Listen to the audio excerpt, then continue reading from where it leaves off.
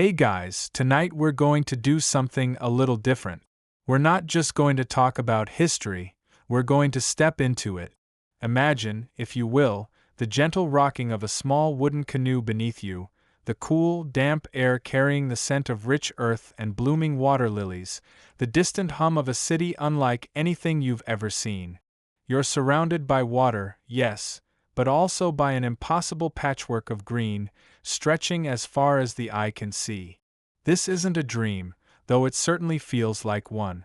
This is ancient Mexico, and let's be honest, without a GPS and a decent understanding of Nahuatl, you probably wouldn't survive your first day.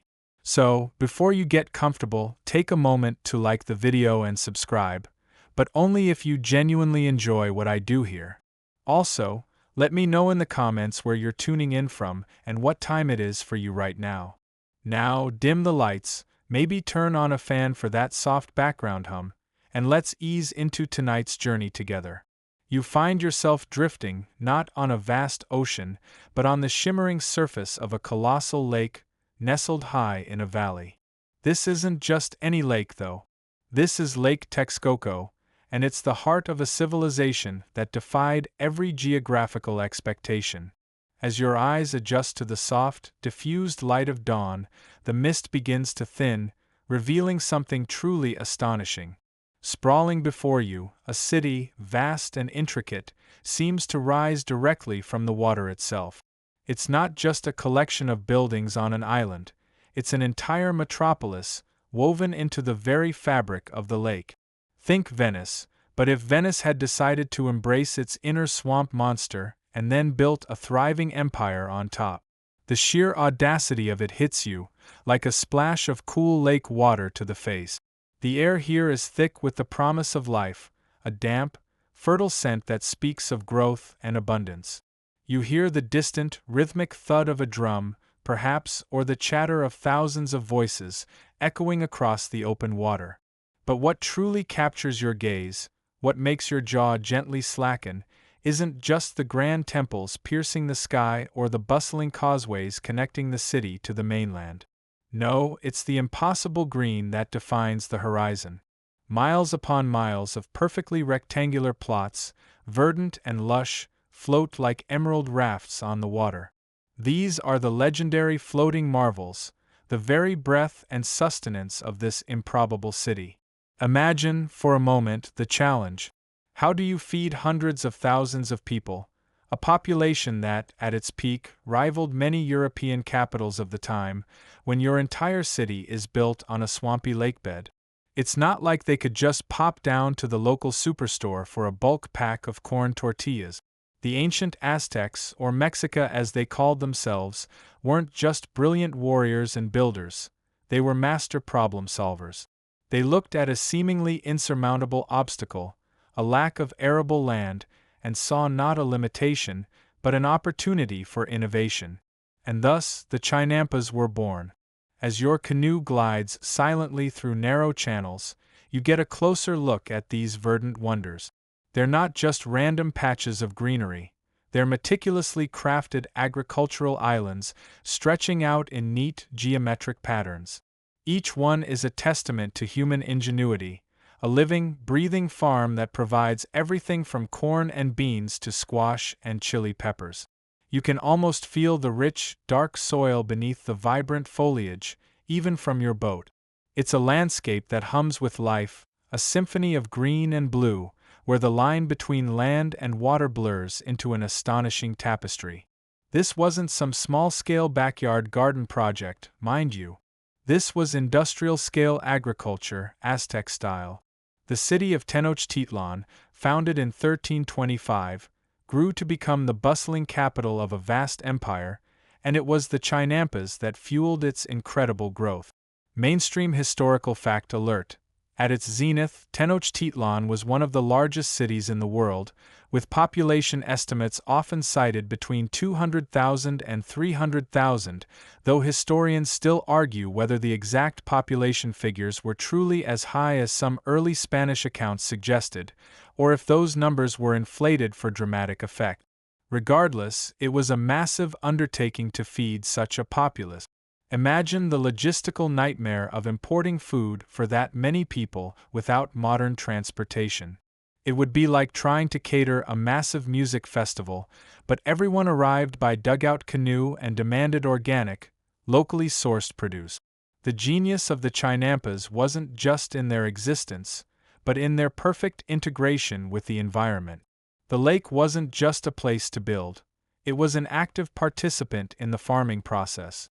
The water provided constant moisture, while the lake bed itself provided the rich, organic material needed for soil. It's almost like they discovered hydroponics centuries before anyone else, but with a whole lot more mud and a distinct lack of plastic tubing. You pass by a small, reed-covered hut on one of the larger Chinampas, perhaps a temporary shelter for a gardener. The air here is cleaner, fresher, a stark contrast to the smoky scent of cooking fires that might drift from the city center. You might catch the soft rustle of corn stalks swaying in a gentle breeze, or the quiet splash of a fish jumping in the channel beside you. It's a peaceful scene, yet you know that beneath this tranquility lies an immense amount of purposeful labor and sophisticated understanding. Remember how the Aztecs ended up here? The legend, a quirky tidbit for you, says they were guided by their patron god, Huitzilopochtli, to settle where they found an eagle perched on a nopal cactus, devouring a snake. And where did they find this auspicious sign? Right here, on a small, swampy island in Lake Texcoco. So, they didn't exactly pick prime real estate, they made prime real estate. It's like buying a fixer-upper that's actually underwater and then turning it into a thriving metropolis. Talk about property value appreciation. This wasn't just a practical solution, it was a destiny woven into the very fabric of their identity. The gentle rocking of your canoe continues, a lullaby on ancient waters. You see other canoes, laden with fresh produce, making their way towards the city's market. The scene is one of quiet industry, a testament to a society that understood the profound connection between land, water, and life. These floating farms were not just fields, they were the very arteries and veins of Tenochtitlan, pumping life and sustenance into its beating heart. Without them, the city, magnificent as it was, could never have existed. And as you drift, you begin to understand that the calming choreography of Aztec gardeners wasn't just about growing food, it was about orchestrating an entire way of life, a delicate dance with nature that allowed a civilization to flourish in the most unlikely of places. You've just glimpsed the impossible, haven't you? A magnificent city, Tenochtitlan, rising like a jewel from the shimmering expanse of a vast lake. It's a vision that would make any modern urban planner scratch their head and mumble something about structural integrity and, dry land. But as you drift a little closer, the wonder gives way to a rather pressing question, one that perhaps keeps you from fully relaxing into your cozy bedtime journey. How on earth do you feed millions of people when your entire empire is essentially built on a giant, slightly squishy waterbed? Imagine, for a moment, being an Aztec citizen, circa the 15th century. You wake up, the gentle lapping of the lake against your reed-woven home a constant lullaby. You look out, and it's water, water everywhere, and not a single pizza delivery service in sight. Your city, a bustling metropolis, is growing at an astonishing rate. Estimates vary wildly, but many historians agree that Tenochtitlan, at its zenith, likely housed somewhere between 200,000 and 300,000 people, possibly even more. That's a population density that would make modern Tokyo blush, and they were doing it all without the convenience of global supply chains or refrigerated trucks. It's enough to make you wonder if they just had really, really good potluck dinners every night. The land, what little truly dry land existed around the lake, simply wasn't enough. Lake Texcoco, the heart of their world, was a complex beast. Parts of it were freshwater, fed by mountain streams, while others were brackish or even saline, particularly in the eastern reaches. It was shallow, swampy in many areas, and prone to flooding. Trying to grow a decent crop of corn or beans directly in that mucky, often salty, embrace would be like trying to cultivate a prize-winning pumpkin in your bathtub. It just wasn't going to happen. The very foundation of their existence, while providing a natural defense, also presented the ultimate agricultural paradox: an abundance of water but a scarcity of arable land.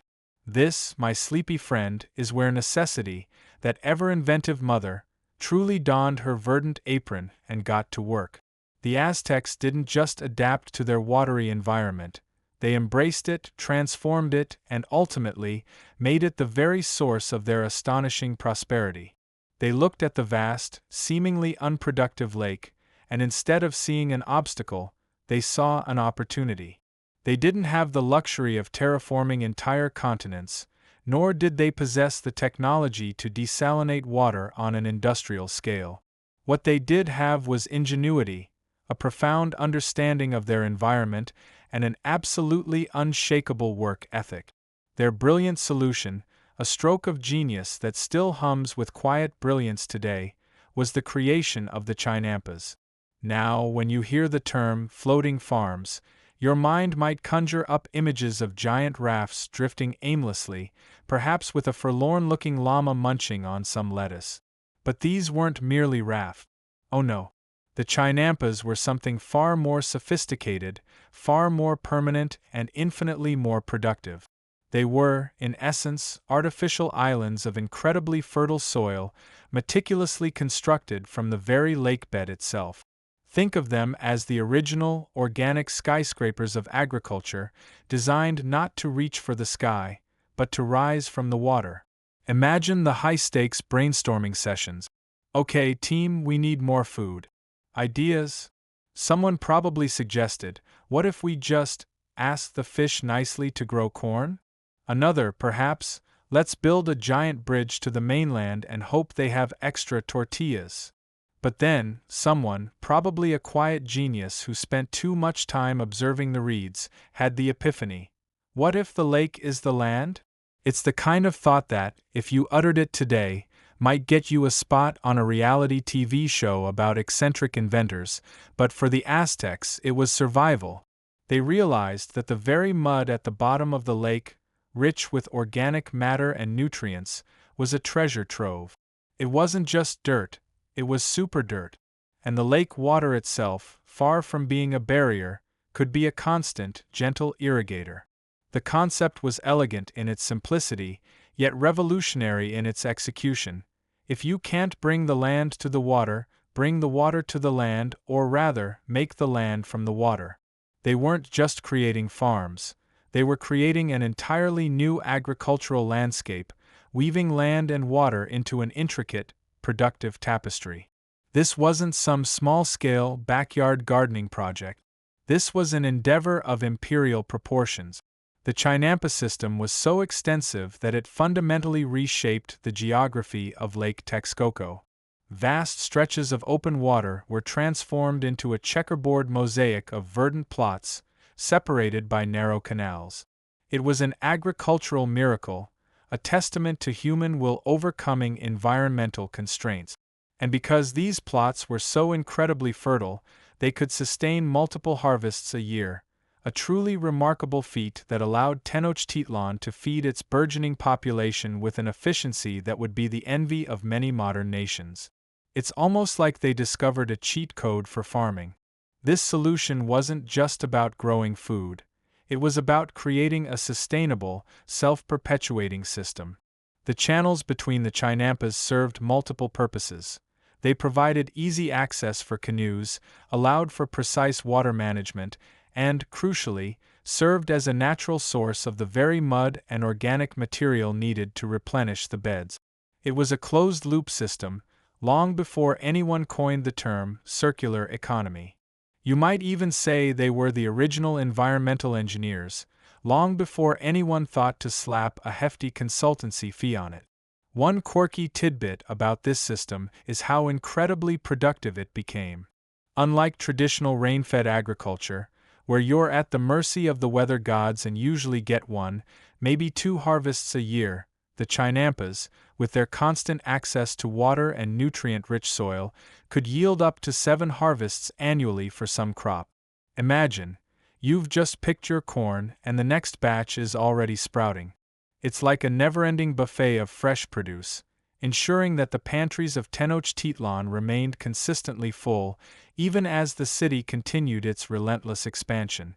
Historians still argue whether the Chinampa system was the sole reason for Tenochtitlan's ability to sustain such a massive population, or if it was one of several interlocking strategies. But there's little debate that it was, at the very least, a monumental factor.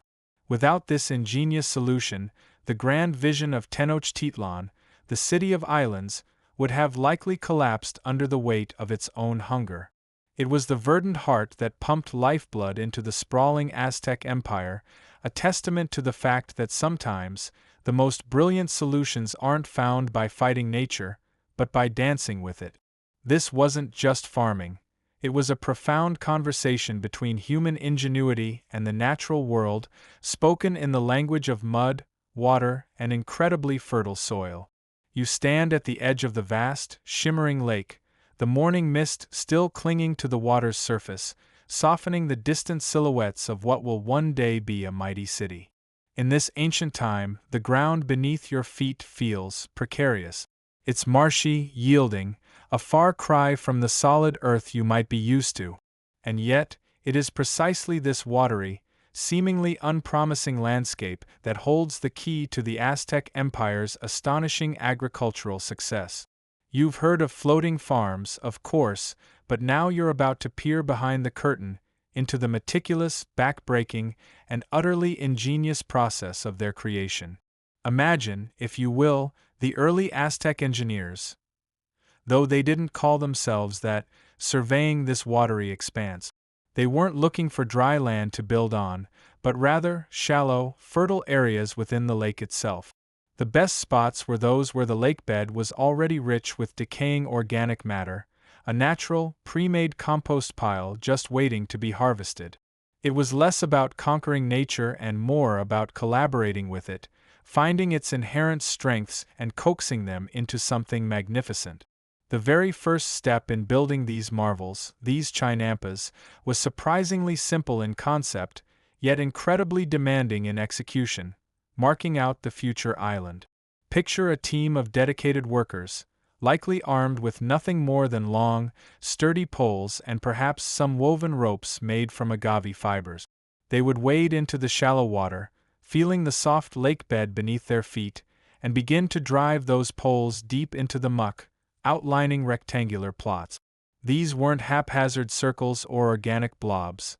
They were meticulously planned, precise rectangles, typically around 30 feet wide and up to 300 feet long. Think of it as laying out the blueprint for a verdant skyscraper, only instead of rising into the sky, it would rise from the water. Once the perimeter was defined, the real work began. And by real work, I mean a workout that would make your modern gym routine look like a leisurely stroll. The primary ingredient for these floating islands? The nutrient-rich mud from the lake bed itself. Imagine the scene. Skilled laborers, often in small canoes, would use long poles with net-like bags or scoops attached to their ends, plunging them deep into the lake floor. With a grunt and a heave, they'd pull up bucket after bucket, scoop after scoop, of thick, black, incredibly fertile mud. This wasn't just dirt. It was a potent cocktail of decomposed plants, fish waste, and minerals, the perfect growing medium. The smell, you can almost imagine, would have been earthy, pungent, and utterly vital. Not exactly Chanel No. 5, but definitely the scent of future sustenance. This precious mud wasn't just dumped haphazardly. Oh no. This was where the lasagna method of ancient engineering truly shone. The workers would carefully layer the dredged mud onto the marked-out plot. But it wasn't just mud. Interspersed with the layers of rich lakebed soil were layers of decaying vegetation, reeds, rushes, water hyacinths, even discarded crop residues. Think of it as building a giant pre-industrial compost pile, right there in the middle of the lake. These organic layers provided structure, drainage, and a slow-release nutrient system that would keep the soil fertile for years to come. It was a brilliant, self-sustaining cycle, long before anyone coined terms like permaculture. As the layers accumulated, slowly building up the elevation of the Chinampa above the waterline, something truly remarkable happened. The channels around the newly forming island, from which the mud had been dredged, became deeper and wider. These channels weren't just a byproduct, they were an integral part of the system. They served as natural irrigation canals, allowing water to seep gently into the Chinampa soil from below, maintaining constant moisture. They also acted as transportation routes for canoes, carrying tools, seeds, and eventually, the bountiful harvest. It was a symbiotic relationship. The island benefited from the water, and the water benefited from the island's construction, creating navigable waterways. But how did these soft, layered islands maintain their integrity against the gentle lapping of the lake water or the occasional storm? This is where the living architecture came into play. Along the edges of each Chinampa, the Aztecs would plant fast-growing, water-loving trees, most notably the ahujote, a type of willow. These trees, with their extensive, fibrous root systems, acted like living rebar, weaving a dense, impenetrable net beneath the surface. As the trees grew, their roots would intertwine, binding the mud and organic layers together, creating a natural, incredibly strong retaining wall. It was a stroke of genius, turning a potential weakness, erosion, into a core strength. Plus, these trees provided shade for the workers and, later, for the crops, and their branches could even be used for firewood or tools. Talk about multi-purpose design. The construction of a single Chinampa was not a one-time event, but an ongoing process. It was a testament to persistent, communal labor. Imagine the rhythmic thud of the poles, the soft plop of mud hitting mud, the quiet murmur of voices carrying across the water. This wasn't a quick build. It could take months, even years, for a new Chinampa to be fully established and ready for intensive cultivation. And even once built, it required constant maintenance, dredging the canals to keep them clear and provide fresh mud for top dressing, replanting trees, and reinforcing edges. Forget your gym membership. This was the ultimate, year-round core and cardio workout, complete with a natural mud facial. This incredible feat of engineering was not just about physical labor, it was about profound understanding of their environment. The Aztecs understood soil composition, water dynamics, and the power of natural reinforcement long before these concepts were formalized in textbooks. Historians still debate the exact timeline of the Chinampa's development. Were they a sudden innovation, or did they evolve slowly over generations, perfected through trial and error, a testament to cumulative knowledge passed down through families? What is clear is that this labor-intensive process was immensely successful. Indeed, the Chinampas became the agricultural backbone of Tenochtitlan, allowing the city to sustain a population that rivaled the largest European cities of its time, a truly mainstream historical fact. The quirky tidbit here is that some scholars believe the Aztecs even used specific types of reeds, like tule or popotal, not just for their bulk in the layers, but for their specific decomposition rates and nutrient contributions, essentially creating a carefully engineered soil mixture that was superior to natural lakebed soil. They were, in essence, ancient soil chemists, optimizing their growing medium with an intuitive understanding of biology and decay. So, as you watch the final layers of mud being carefully smoothed, as the first ahujote saplings are gently placed along the edges, you begin to grasp the sheer scale of human ingenuity and cooperation that went into building these floating farms. They weren't just islands of dirt. They were monuments of meticulous planning, relentless effort, and a deep, intuitive respect for the natural world. Each Chinampa was a carefully crafted ecosystem, waiting for the gentle touch of a gardener to bring it to vibrant, productive life.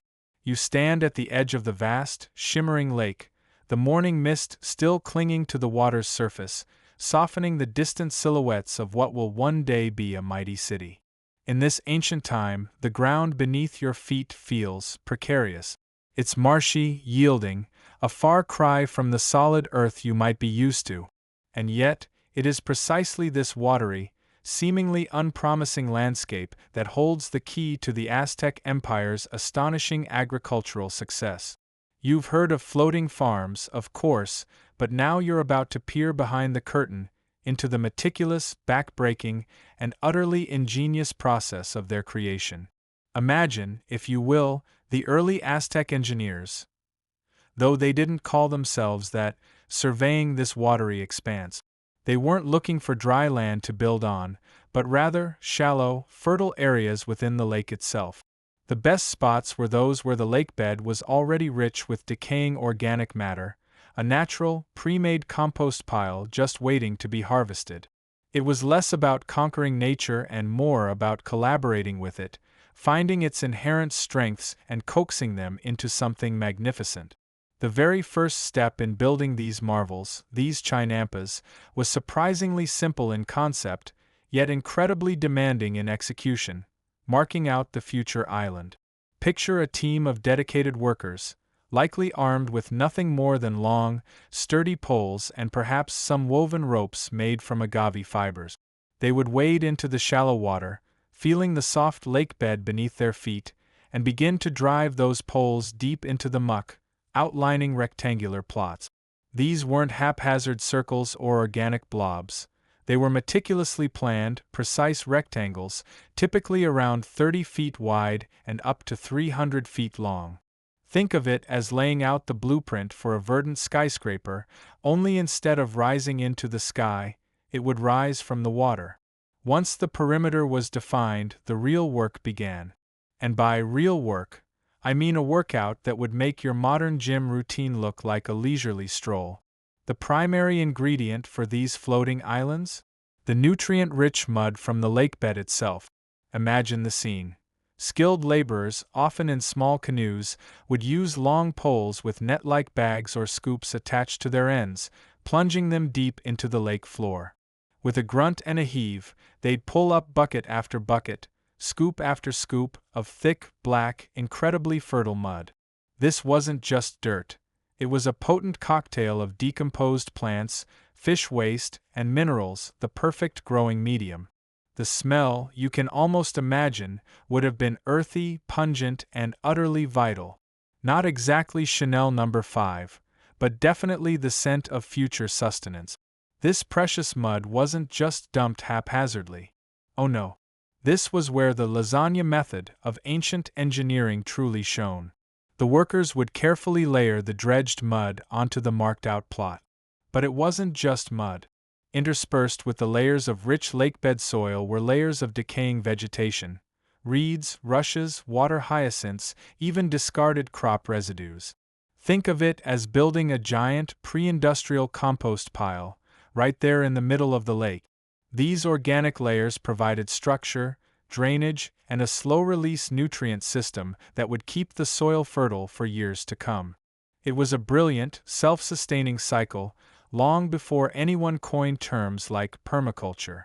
As the layers accumulated, slowly building up the elevation of the Chinampa above the waterline, something truly remarkable happened.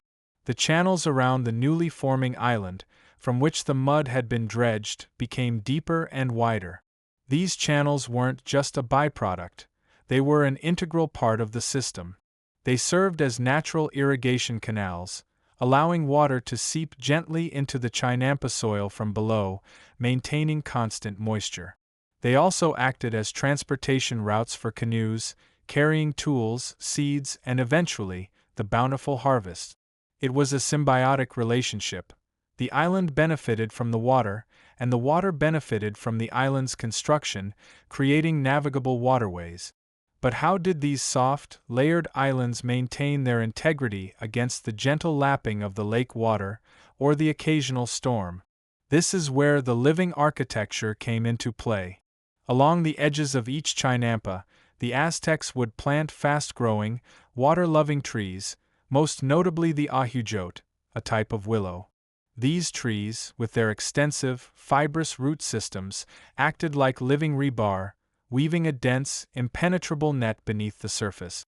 As the trees grew, their roots would intertwine, binding the mud and organic layers together, creating a natural, incredibly strong retaining wall. It was a stroke of genius, turning a potential weakness, erosion, into a core strength. Plus, these trees provided shade for the workers and, later, for the crops, and their branches could even be used for firewood or tools. Talk about multi-purpose design.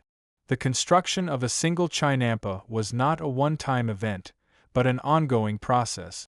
It was a testament to persistent, communal labor. Imagine the rhythmic thud of the poles, the soft plop of mud hitting mud, the quiet murmur of voices carrying across the water. This wasn't a quick build. It could take months, even years, for a new chinampa to be fully established and ready for intensive cultivation.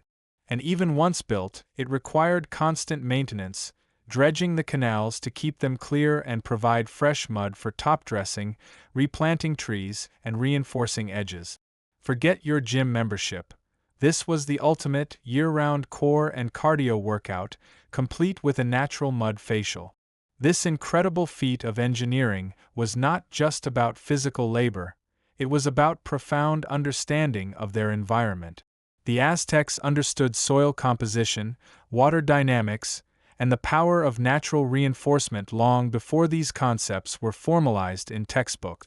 Historians still debate the exact timeline of the Chinampas' development. Were they a sudden innovation, or did they evolve slowly over generations, perfected through trial and error, a testament to cumulative knowledge passed down through families?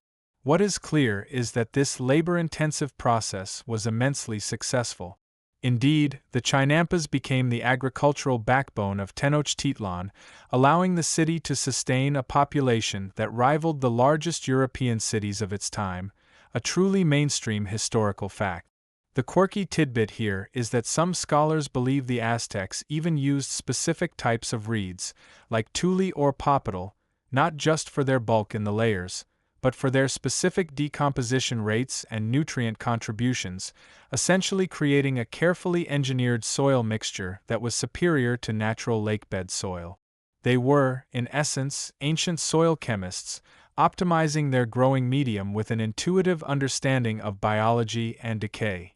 So, as you watch the final layers of mud being carefully smoothed, as the first ahujote saplings are gently placed along the edges, you begin to grasp the sheer scale of human ingenuity and cooperation that went into building these floating farms.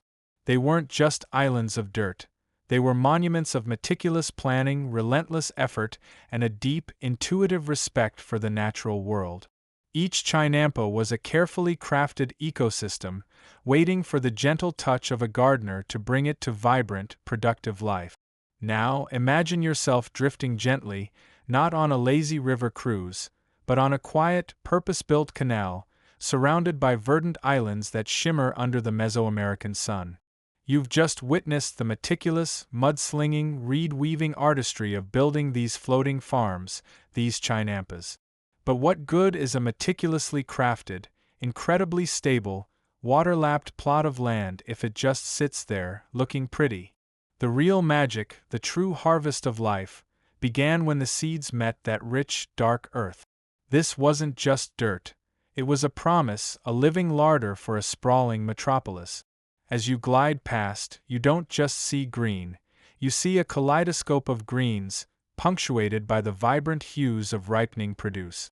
The air, surprisingly fresh and clean, carries the scent of damp earth, growing things, and maybe, just maybe, a hint of chili peppers warming in the sun. It's a sensory feast, even before you consider the actual edibles. And oh, the edibles! These plots were not monoculture nightmares, but rather thriving ecosystems, a testament to ancient agricultural wisdom that would make many modern farmers green with envy, literally. Dominating the landscape, swaying gently in the breeze like polite, well-mannered giants, were the maize stalks. Yes, corn. Or cently, as the Aztecs knew it. This wasn't just a crop. It was the very backbone of their civilization, the caloric engine that powered the empire.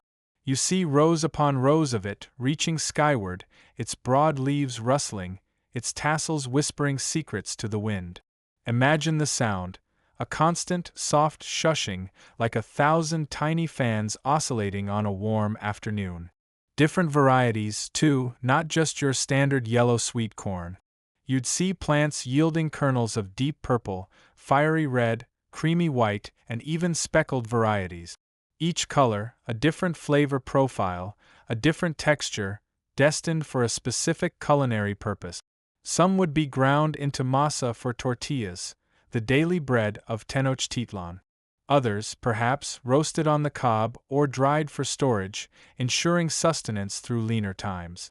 It's a mainstream historical fact that maize was utterly indispensable. Without it, the city of hundreds of thousands simply couldn't have existed. It was the original superfood, long before anyone ever thought to slap that label on a smoothie ingredient. But maize, for all its glory, wasn't alone. Clinging to the sturdy stalks of corn, spiraling upwards with a quiet determination, were the beans. Pole beans, bush beans, black beans, pinto beans, kidney beans, a veritable legume convention. These weren't just delicious.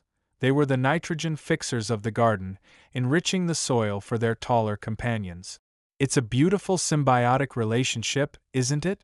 The corn provides a natural trellis, and the beans, in return, provide vital nutrients to the soil, a natural fertilizer delivery system. It's like they had an ancient, unspoken agreement: you hold me up, and I'll feed us both. Frankly, the three sisters, corn, beans, and squash, had better teamwork than most modern corporate teams, and they did it all without endless meetings or trust falls. And speaking of the third sister, sprawling across the rich, damp earth at the base of the maize stalks, you'd find an impressive array of squash. From the sprawling gourds of winter squash, destined for hearty stews, to the delicate blossoms of summer squash, perhaps destined for a quick sauté or even stuffed and baked.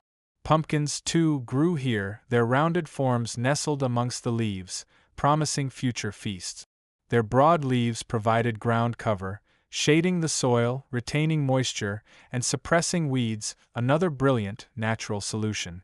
Imagine the sheer variety: the smooth, dark green of a zucchini-like squash, the bumpy, mottled skin of a Hubbard, the vibrant orange of a developing pumpkin. Each one a little powerhouse of vitamins and fiber, quietly doing its job. Beyond the iconic trio, the Chinampas burst with other vital crop. Chili peppers, for instance. Oh, the chili peppers! From the mild poblano to the fiery habanero, every shade of green, red, and orange imaginable, providing that essential kick to Aztec cuisine. You can almost feel the warmth on your tongue just looking at them, glistening under the sun. They weren't just for flavor, either. Chili peppers were a significant source of vitamins, particularly vitamin C, which was crucial for health. One can only assume Aztec chefs had an incredibly high tolerance for heat, or perhaps they just enjoyed watching their dinner guests sweat. Then there were the tomatoes, another New World gift to the global palate. Not just the big, juicy red ones we often picture, but smaller, wilder varieties, some yellow, some green, some even purplish. They sprawled and climbed, offering their sweet, tangy fruit. You'd see them hanging like little jewels, waiting to be plucked and transformed into vibrant salsas or rich sauces. And let's not forget the ancient superfoods that have only recently made a comeback in our health-conscious world. Amaranth, for example. You'd see fields of it, taller than a person, with large, colorful seed heads, often red, gold, or green. Its tiny, protein-rich seeds were a staple, ground into flour for tortillas or popped like popcorn for snack. It was also used in ceremonial breads, a quirky tidbit that highlights its cultural and spiritual significance beyond mere sustenance. Then there was chia, those tiny, unassuming seeds that swell into a gelatinous mass when wet. Packed with omega-3s and fiber, they were a vital energy source for warriors and messengers, and a dietary supplement for everyone else. These were superfoods before the term was invented, providing essential nutrients that complemented the carbohydrate-heavy maize diet. Beyond these mainstays, the Chinampas were a veritable grocery store of fresh produce. You might spot prickly pear cacti, nopal, their pads harvested for vegetables, and their sweet fruits, tunas, for a refreshing treat. Avocados, too, with their creamy, nutrient-dense flesh, grew on the edges of some chinampas, their dark, leathery fruits hanging heavy. Various leafy greens, herbs for medicine and flavor, and even flowers for decoration, dye, or ceremonial offerings were carefully cultivated. Every available inch of the fertile soil was put to use, a testament to efficiency and a deep understanding of polyculture. The sheer diversity of crops ensured not only a varied diet but also resilience against crop failure. If one crop suffered from disease or pests, others would likely thrive, providing a safety net for the city's food supply. This wasn't just about growing food, it was about growing a secure future. It was about creating a self-sustaining system that fed millions, day after day, year after year. Imagine the logistical marvel. Fresh, nutrient-rich food, harvested daily, transported by canoe directly into the heart of the city. It makes your weekly trip to the supermarket seem quaint by comparison, doesn't it?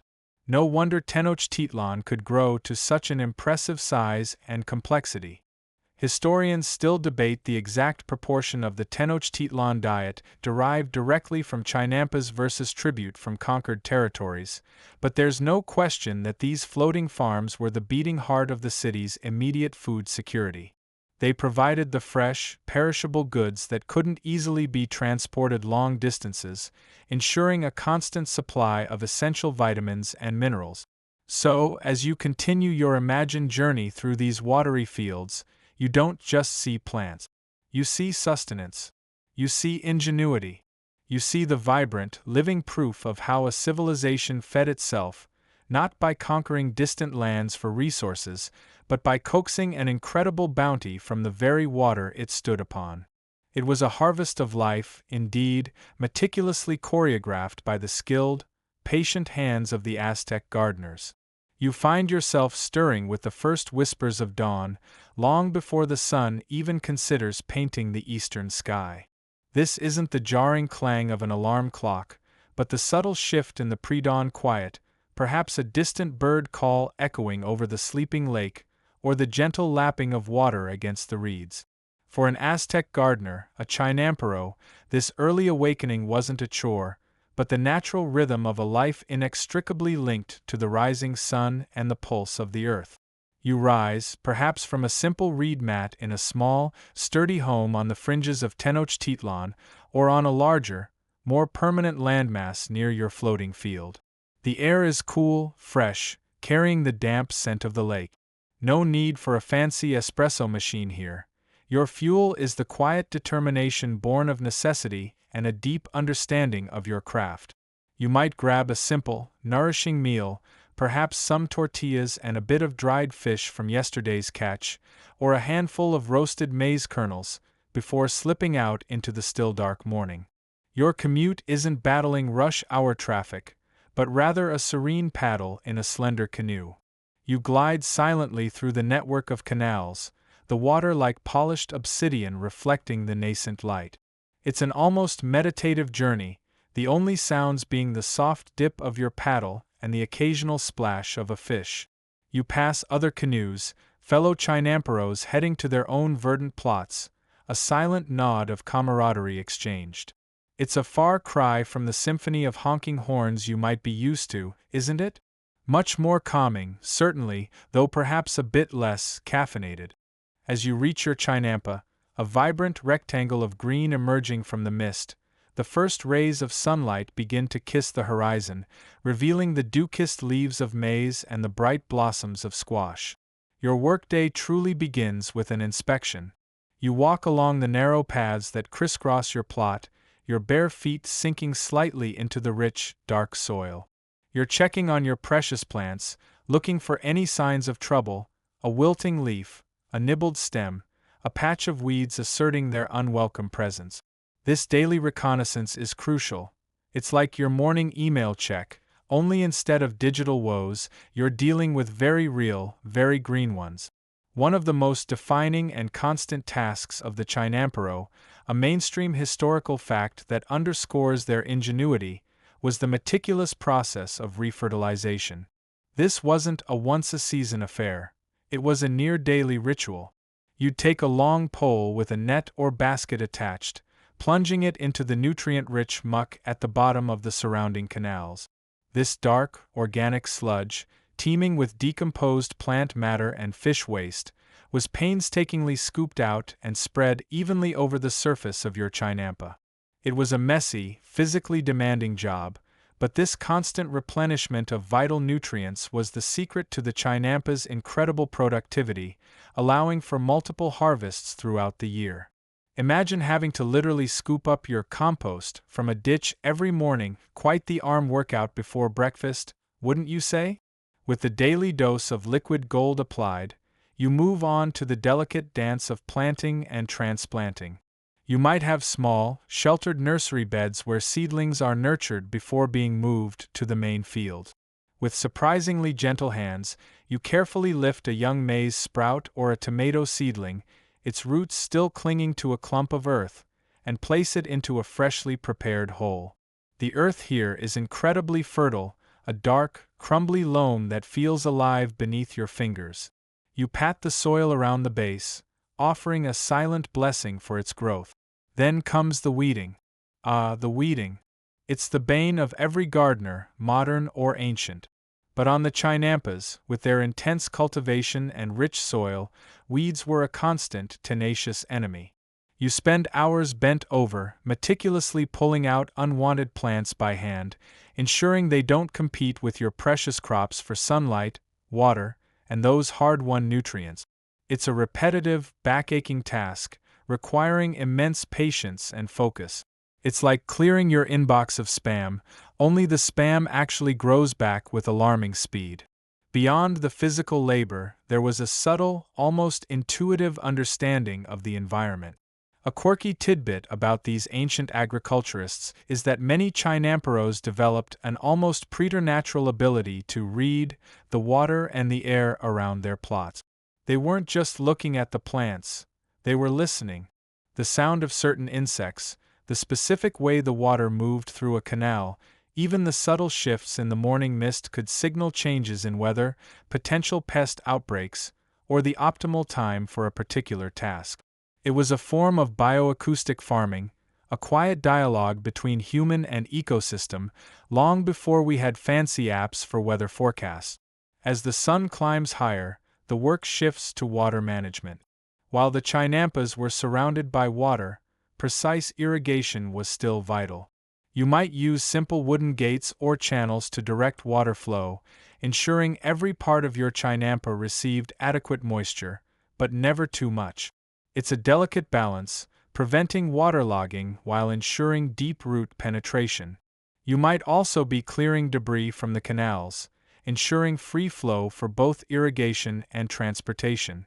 Mid-morning might involve pest control, though not with chemical sprays. Instead, you'd be on the lookout for grubs, caterpillars, or other unwelcome guests, hand-picking them off your plants, or perhaps introducing beneficial insects. Sometimes, you'd construct simple scarecrows or nets to deter birds. It's a constant vigilance, a quiet battle waged daily to protect your livelihood. By midday, the sun is high and hot, beating down on your exposed back. You might take a short break, finding shade under a small temporary shelter, or perhaps paddling to a communal area to share a simple meal with fellow Chinamperos. These moments of quiet camaraderie, sharing stories and observations, were vital. They fostered a sense of community and shared purpose, reminding you that while your plot was your own, you were part of a larger, interconnected system feeding an entire city. Historians still argue whether the daily routine was strictly dictated by communal oversight or if individual Chinamperos had significant autonomy over their specific plot's schedule, beyond the general seasonal demands. Either way, the work got done. The afternoon often saw the most satisfying part of the day, harvesting. With a practiced eye, you'd identify the ripest tomatoes, the plumpest squash, the mature ears of maize. The rhythmic snap of ears being pulled from stalks, the gentle plucking of beans from their vines, These were the sounds of success. The vibrant colors of the produce fill your basket: fiery red chiles, golden squash, deep green beans. You carefully pack your harvest into baskets or onto your canoe, preparing it for transport to the bustling markets of Tenochtitlan. It's the culmination of weeks, sometimes months, of diligent labor, and the tangible reward for your efforts. As the sun begins its descent, casting long shadows across the water, you perform final task. Perhaps you're mending a small breach in the Chinampas edge, or preparing a new section of soil for the next planting cycle. The work is never truly done. The Chinampa is a living, breathing entity that demands constant care and attention. But there's a deep satisfaction in the physical exhaustion, in the knowledge that you have spent your day in direct, productive communion with the earth and water. It's a full-body workout that beats any gym membership, and with a much better view, wouldn't you agree? Finally, as dusk settles, you paddle home, your canoe laden with the day's bounty. The air cools again, and the sounds of the city begin to drift across the water, the distant murmur of voices, the faint glow of fires. You are tired, your muscles ache, your hands are calloused, but there is a profound sense of peace. You have contributed directly to the sustenance of your family and your mighty city. You have followed the ancient choreography of cultivation, a demanding yet tranquil rhythm that has sustained your people for generations. You sleep soundly, knowing that with the next dawn, the cycle will begin anew. As you drift deeper into the rhythmic hum of Tenochtitlan's floating farms, your mind, now gently attuned to the ancient world, begins to ponder the practicalities. How, you might wonder, did these meticulous cultivators manage such verdant abundance with what, by modern standards, might seem like the simplest of implements?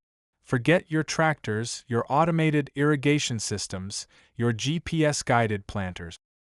Here, in the heart of the Chinampas, the tools of the trade were a testament to ingenious simplicity, a quiet symphony of wood, stone, and human wisdom.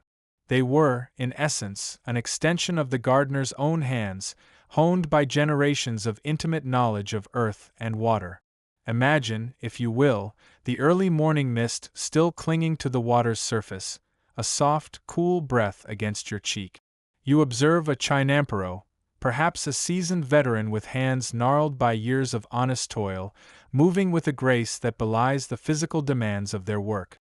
In their grasp, you'll most often spot the undisputed star of the Aztec agricultural toolkit, the COA. Don't let its humble appearance fool you. This isn't just any digging stick. This is the digging stick, a long, sturdy piece of wood, often sharpened at one end or fitted with a fire-hardened tip, sometimes even reinforced with a blade of obsidian or copper for extra bite. It was the multi-tool of its era, the Swiss Army knife for the discerning ancient gardener. You watch as the chinampero, with a fluid motion, plunges the COA into the rich, dark soil of the Chinampa. There's a satisfying, soft thunk as it pierces the earth. It's used for everything: preparing the seedbeds, loosening compacted soil, creating small furrows for planting, and even for weeding, deftly flicking out unwanted growth with minimal disturbance to the precious crops. It's a tool that requires not brute strength, but precise control, a dancer's light touch combined with the steady power of a seasoned artisan. Think of it as the ultimate minimalist gardening gadget: no batteries required, no software updates, just pure, unadulterated ergonomic design perfected over centuries. Frankly, it makes your ergonomic shovel look like an over-engineered paperweight. There were variations, of course. Some koas were designed with a small footrest, allowing the gardener to push the implement deeper into the soil with their body weight. These foot koas would have been particularly useful for breaking up tougher clods or for preparing new sections of the Chinampa. This design, simple as it is a mainstream historical fact. The COA was the primary agricultural tool of the Mesoamerican civilizations, a testament to its effectiveness. You can almost hear the soft squish of mud as the gardener presses down, the muscle memory guiding their every move. It's a quiet, focused effort, a conversation between the gardener, their tool, and the living earth. Beyond the venerable COA, the Chinamperos' arsenal expanded to include other essentials. Picture the rhythmic dip and lift of woven baskets, crafted from local reeds or sturdy plant fibers. These weren't just for looking pretty on a picnic, they were the workhorses of the floating farm. You'd see them brimming with nutrient-rich lakebed mud, scooped from the canals to replenish the Chinampas soil, a constant, vital process. They'd be laden with composted plant matter, carefully nurtured to enrich the earth. And, of course, they'd eventually carry the bountiful harvests, plump maize ears, vibrant chilies, squash of all shapes and sizes, from the Chinampa to the bustling markets of Tenochtitlan. The sheer number of baskets, continually moving, emptying, and refilling, would have been a quiet testament to the sheer volume of produce flowing from these floating islands. It makes you wonder if they had a basket-weaving bee every spring, a community event to ensure everyone was well-stocked. For the delicate work of harvesting, particularly for cutting leafy greens or detaching ripe fruits, the Chinamperos would have relied on simple, yet incredibly sharp, cutting tools. Obsidian blades, flaked with precision from volcanic glass, would have offered an edge sharper than modern steel, perfect for clean cuts that minimize damage to the plants. You can almost see the glint of the dark stone in the sunlight as a gardener deftly severs a zucchini from its vine, the sound a soft snick. These blades, often hafted onto wooden handles, were disposable but easily replaced, reflecting a practical approach to tool maintenance. It's a quirky thought, isn't it? A civilization that built monumental pyramids, yet relied on stone knives for their daily bread. And what about managing the aquatic environment itself? Remember, these were floating farms crisscrossed by canals. Simple wooden paddles or long poles would have been indispensable for navigating the narrow waterways between the Chinampas. You can imagine the gentle plop of a pole entering the water, the soft swish as it pushes off the muddy bottom, propelling a small dugout canoe laden with tools or harvested crops. These same poles could also be used to gently stir the canal beds, encouraging nutrient-rich sediment to rise, making it easier to scoop into those ever-present baskets. It's a subtle form of aquatic choreography, a dance between human and water. The Chinamperos' body itself was, perhaps, the most important tool of all. Their hands, nimble and strong, were constantly in contact with the soil, planting seeds with a precise touch, feeling for weeds, or gently guiding young shoots. Their eyes, sharp and experienced, would scan the fields for signs of pests or disease, reading the subtle language of the plants. Their backs, accustomed to bending and lifting, were the true engines of this agricultural marvel. In a way, the entire system was a giant, outdoor gym, providing a full-body workout that put your fancy spin classes to shame. No monthly membership fees, just fresh air and delicious vegetables. Historians still argue whether there was a highly specialized class of toolmakers dedicated solely to Chinampa implements, or if most tools were crafted by the Chinamperos themselves, perhaps with the help of family members. Was there a specific guild of co-makers, or was it more of a communal skill, passed down from parent to child?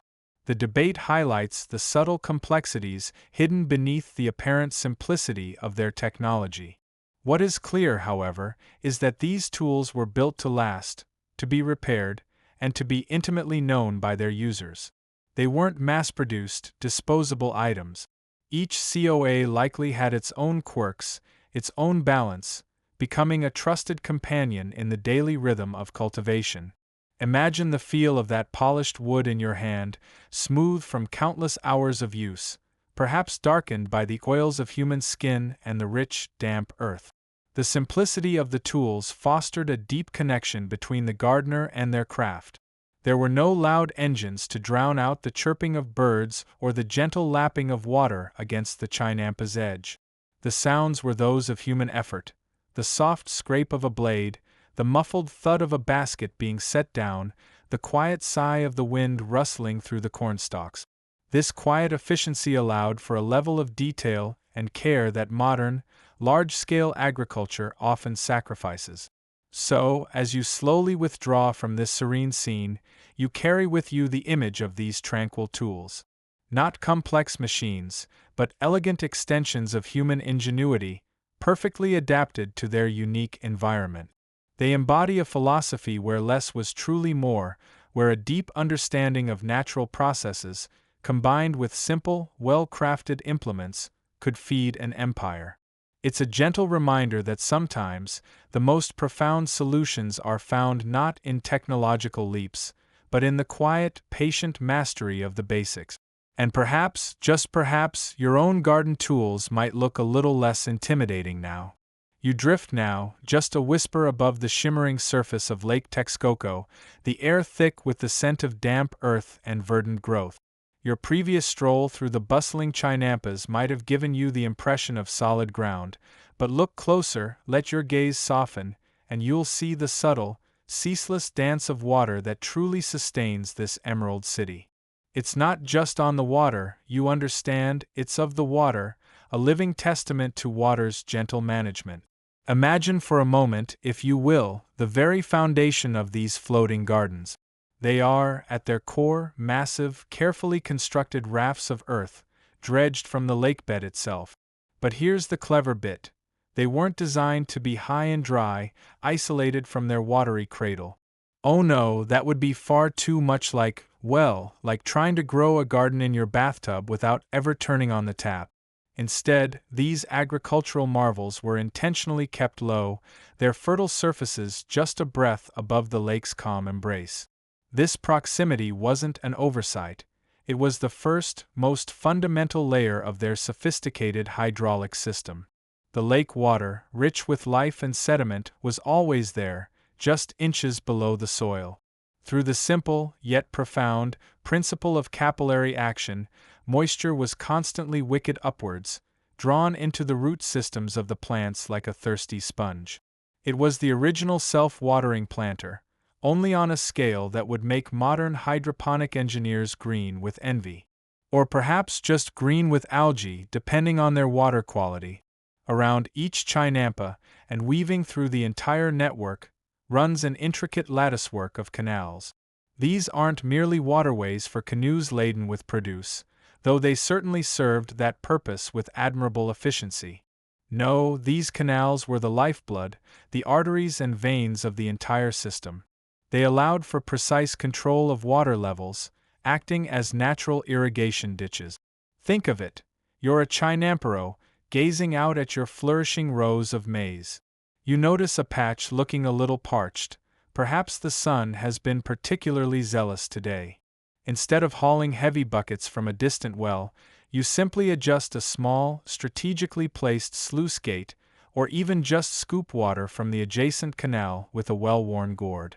The water, ever obliging, flows gently, saturating the soil, bringing with it not just hydration but also a constant replenishment of dissolved nutrients. It's an elegant, almost meditative process, a far cry from the roaring pumps and sprinkler systems of today. You can practically hear the plants sighing in relief. Now, for the truly grand stroke of Aztec water engineering, a feat that would make even the most jaded Roman aqueduct designer nod in approval.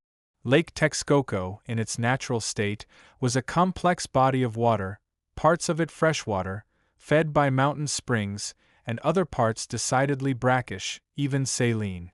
Growing corn in salt water? Not ideal, unless you're aiming for a very niche, salty popcorn market. The Aztecs, being rather keen on fresh produce, solved this with an astonishing project: the construction of massive dikes. The most famous of these, the Nezahualcóyotl dike, was a monumental structure, stretching for miles across the lake, effectively separating the fresh northern waters from the more saline southern ones. This wasn't just a dirt wall, it was a sophisticated engineering marvel built with reeds, stones, and earth, designed to withstand the lake's currents and storm surges. It had sluice gates, a bit like giant, ancient floodgates, that allowed them to control water flow, flushing out excess salt and maintaining optimal conditions for the chinampas.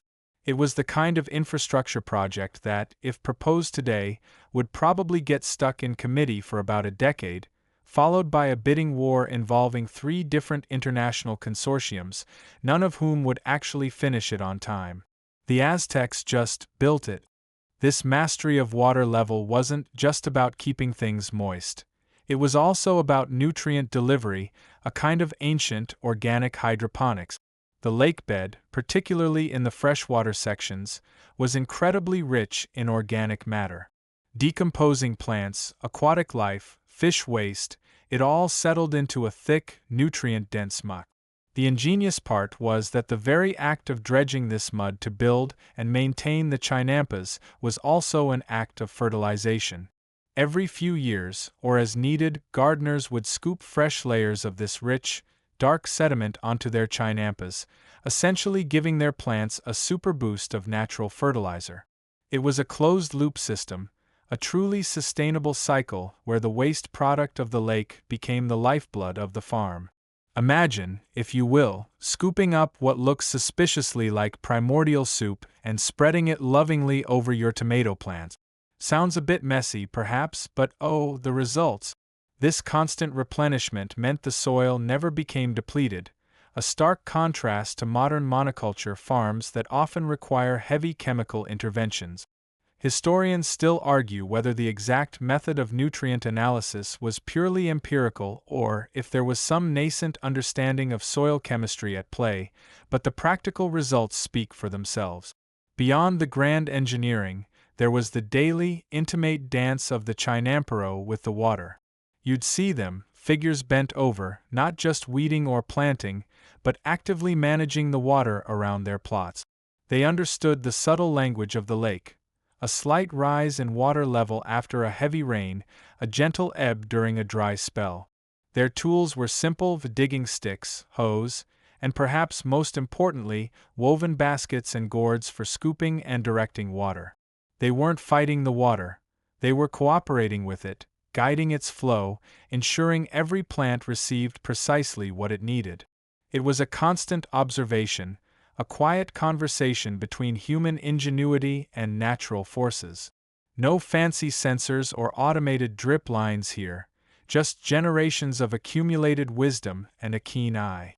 You might even catch a chinampero humming a tune, perhaps a little ditty about the stubbornness of the water hyacinth, as they meticulously clear a clogged channel. This gentle management extended to pest control as well. The very presence of the canals and the lake itself discouraged many land-based pests. Fish and aquatic birds, part of the vibrant ecosystem, helped keep insect populations in check. It was a natural balance, a self-regulating system that minimized the need for intervention. You wouldn't find a chinampero spraying pesticides, they had the lake and its inhabitants doing the heavy lifting for them. It was like having a team of tiny, efficient, and slightly damp gardeners working tirelessly around the clock. The sophisticated nature of their water management also meant they were remarkably resilient to environmental fluctuations. When the lake levels rose during the rainy season, the dikes and sluice gates could be manipulated to prevent flooding of the Chinampas. When drought threatened, the deep roots of the plants, constantly reaching towards the capillary moisture, offered a buffer, and the canals themselves could be used to store water or divert it as needed. It wasn't perfect, of course. Extreme weather events could still pose challenges, but their system was designed with an inherent adaptability that many modern agricultural practices lack. Imagine trying to move your entire farm to higher ground if a flood came. These guys just opened a gate and let the water flow where it needed to go. So, as you observe this tranquil yet incredibly dynamic landscape, you begin to truly appreciate the choreography in the calming choreography of Aztec gardeners. It wasn't just the movement of people, but the deliberate, graceful movement of water, guided by human hands and profound understanding. It was a system built not on conquering nature, but on collaborating with it, nurturing it, and allowing it to nurture in return. The Aztec gardeners weren't just farmers. They were hydroengineers, ecologists, and perhaps, on a particularly sunny morning, even a little bit of a water whisperer. and as the sun begins to dip, painting the sky in hues of soft orange and violet, you can almost hear the gentle lapping of water against the Chinampa edges, a soothing lullaby to a day of quiet, masterful cultivation.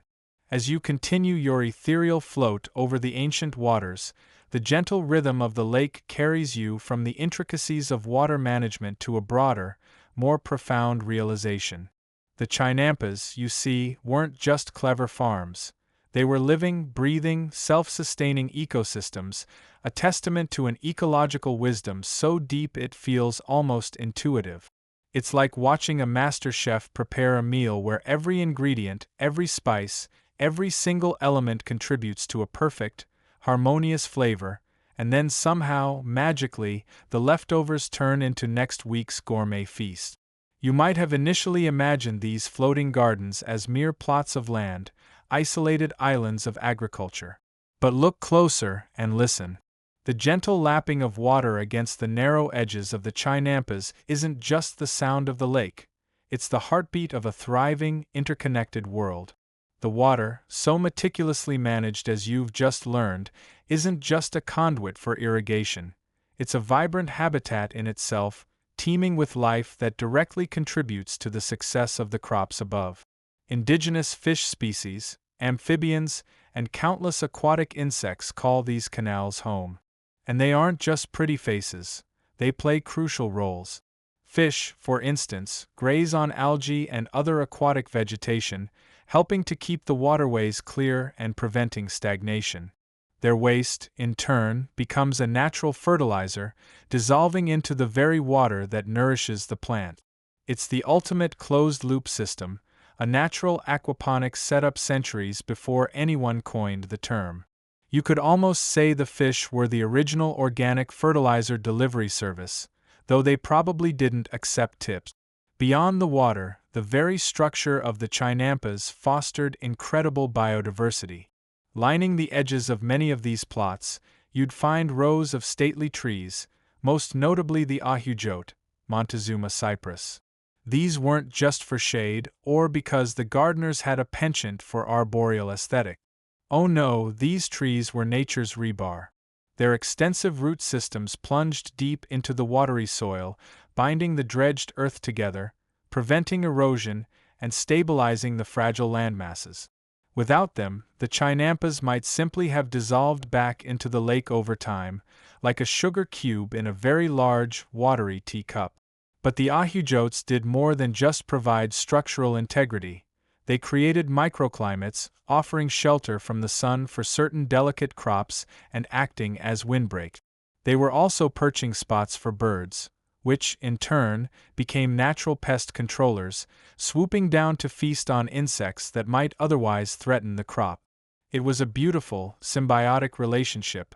The trees protected the Chinampas, and the Chinampas provided a thriving environment for the trees and the birds they attracted. The diversity wasn't limited to the trees and the aquatic life. While maize, beans, and squash were staple crops, the Aztecs cultivated a remarkable array of other plants on their Chinampas. Chilies, tomatoes, amaranth, even flowers for ceremonial purposes.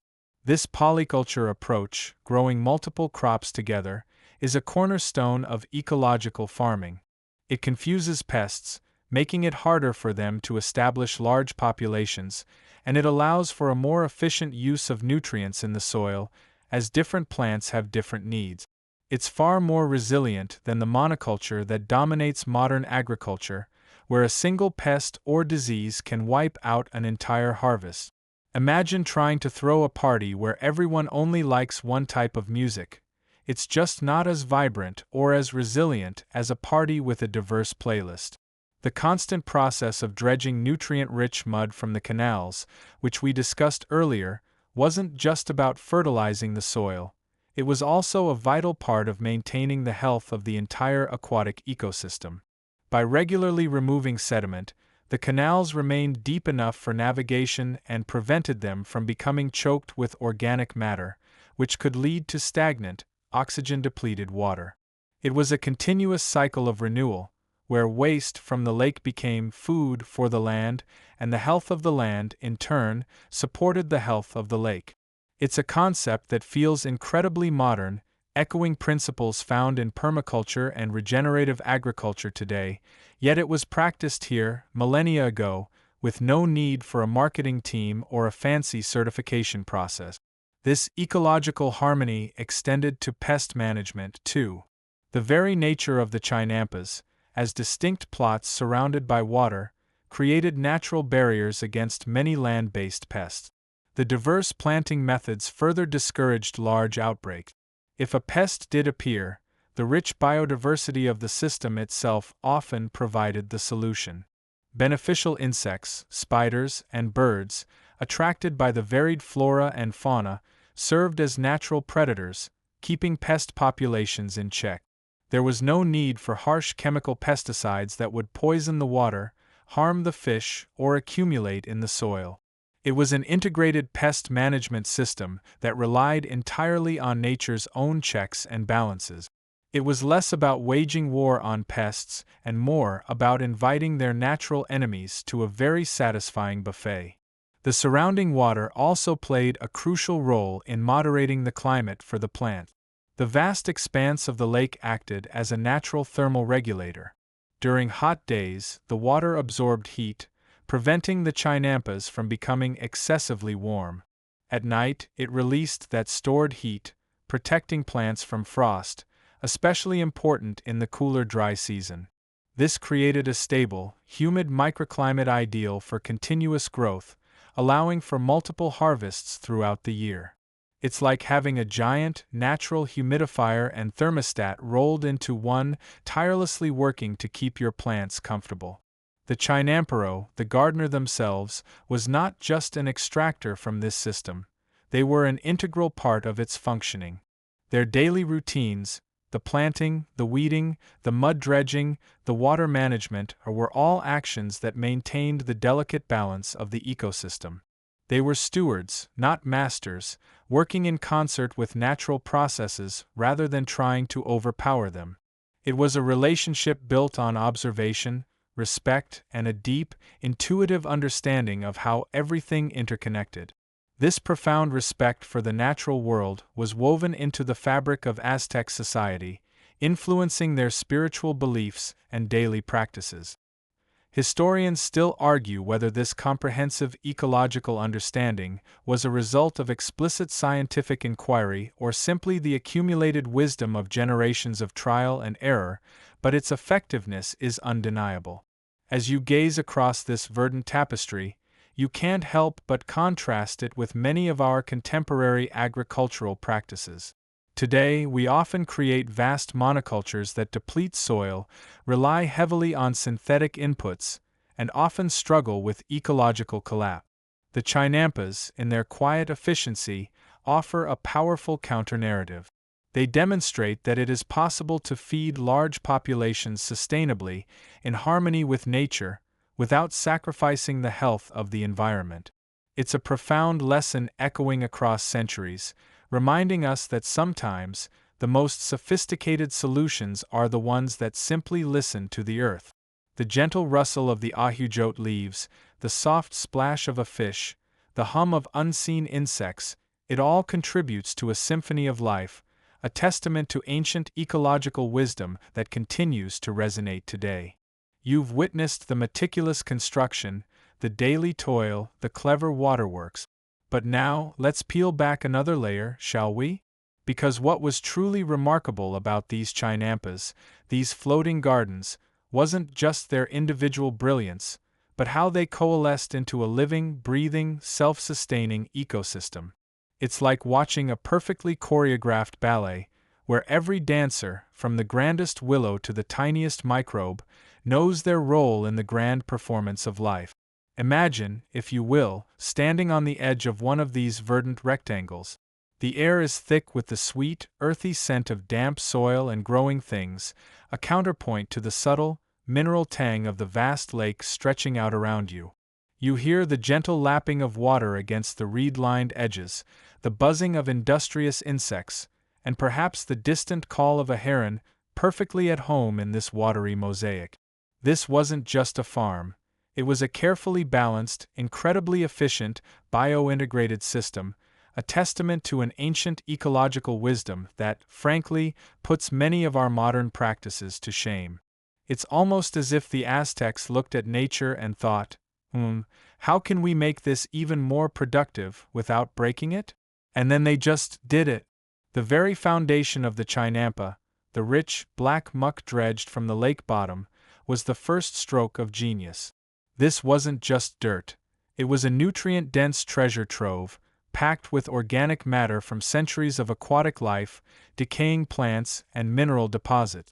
When brought to the surface and allowed to dry slightly, it became the most incredibly fertile growing medium imaginable. Think of it as nature's own supercompost, perpetually replenished by the lake itself. There was no need for synthetic fertilizers here, no need to truck in bags of dubious chemicals from far-off land. The lake was the ultimate, albeit slightly smelly, delivery service, constantly depositing fresh nutrients right at their doorstep. It was like having a personal Amazon Prime for soil, but instead of 2-day shipping, it was just always there. And this wasn't a one-way street, where the land just took from the water. Oh no. The Chinampas themselves became part of the lake's natural purification system. The dense root mats of the crops, the reeds along the edges, and especially the large ahujote trees, the Montezuma cypress, planted to anchor the islands, acted as natural filters. They absorbed excess nutrients from the water, preventing algal blooms and maintaining water quality for the vast aquatic life that teemed within the lake. It was a beautiful, symbiotic dance. The lake fed the Chinampas, and the Chinampas, in turn, helped to keep the lake clean and healthy. It's almost like they were saying, "You scratch our backs, we'll filter your water." A truly genius reciprocal agreement, without the need for lawyers or endless committee meetings. Speaking of aquatic life, the lake was a vibrant pantry and a crucial partner in this ecosystem. Fish, amphibians, and a myriad of insect larvae thrived in the relatively shallow, nutrient-rich waters surrounding the Chinampas. These weren't just food sources, they were integral parts of the pest control system. Dragonflies, for instance, would patrol the air, snatching up mosquitoes and other flying insects that might otherwise feast on precious crop. Frogs and salamanders, meanwhile, would keep ground-dwelling pests in check. It was a natural police force, patrolling the borders without a single badge or a need for a coffee break. And when fish died, or when their waste products settled to the bottom, they simply added to the nutrient cycle, becoming part of that precious muck that would eventually be dredged up again. It was the ultimate circle of life, without the need for a lion king. The deliberate planting of ahujote trees along the Chinampa edges was another stroke of profound ecological insight. These magnificent trees, with their sprawling roots, did far more than just anchor the islands and prevent erosion. They provided vital shade, protecting delicate crops from the harsh midday sun. Their leaves, when they fell, contributed organic matter to the soil, enriching it further. And perhaps most importantly, their branches provided nesting sites and perches for a diverse array of birds. These birds, in turn, were invaluable allies. Insectivorous birds would feast on crop-damaging pests, while seed-eating birds, though sometimes a nuisance, would inadvertently help with seed dispersal, contributing to the overall biodiversity. It was like having a permanent, feathered pest control squad, working for free, with the added bonus of lovely birdsong. This holistic approach extended even to waste management. The Aztecs were masters of resourcefulness. Organic waste from the city, food scraps, human waste, carefully composted, of course, because nobody wants that kind of surprise in their tomatoes, and even ash from cooking fires was often brought out to the Chinampas. This material, rich in nitrogen and other essential nutrients, was meticulously incorporated into the soil, closing the loop on the nutrient cycle. It was the ultimate zero-waste system, long before anyone coined the term sustainability. They understood that everything had value, even what we might consider refuse.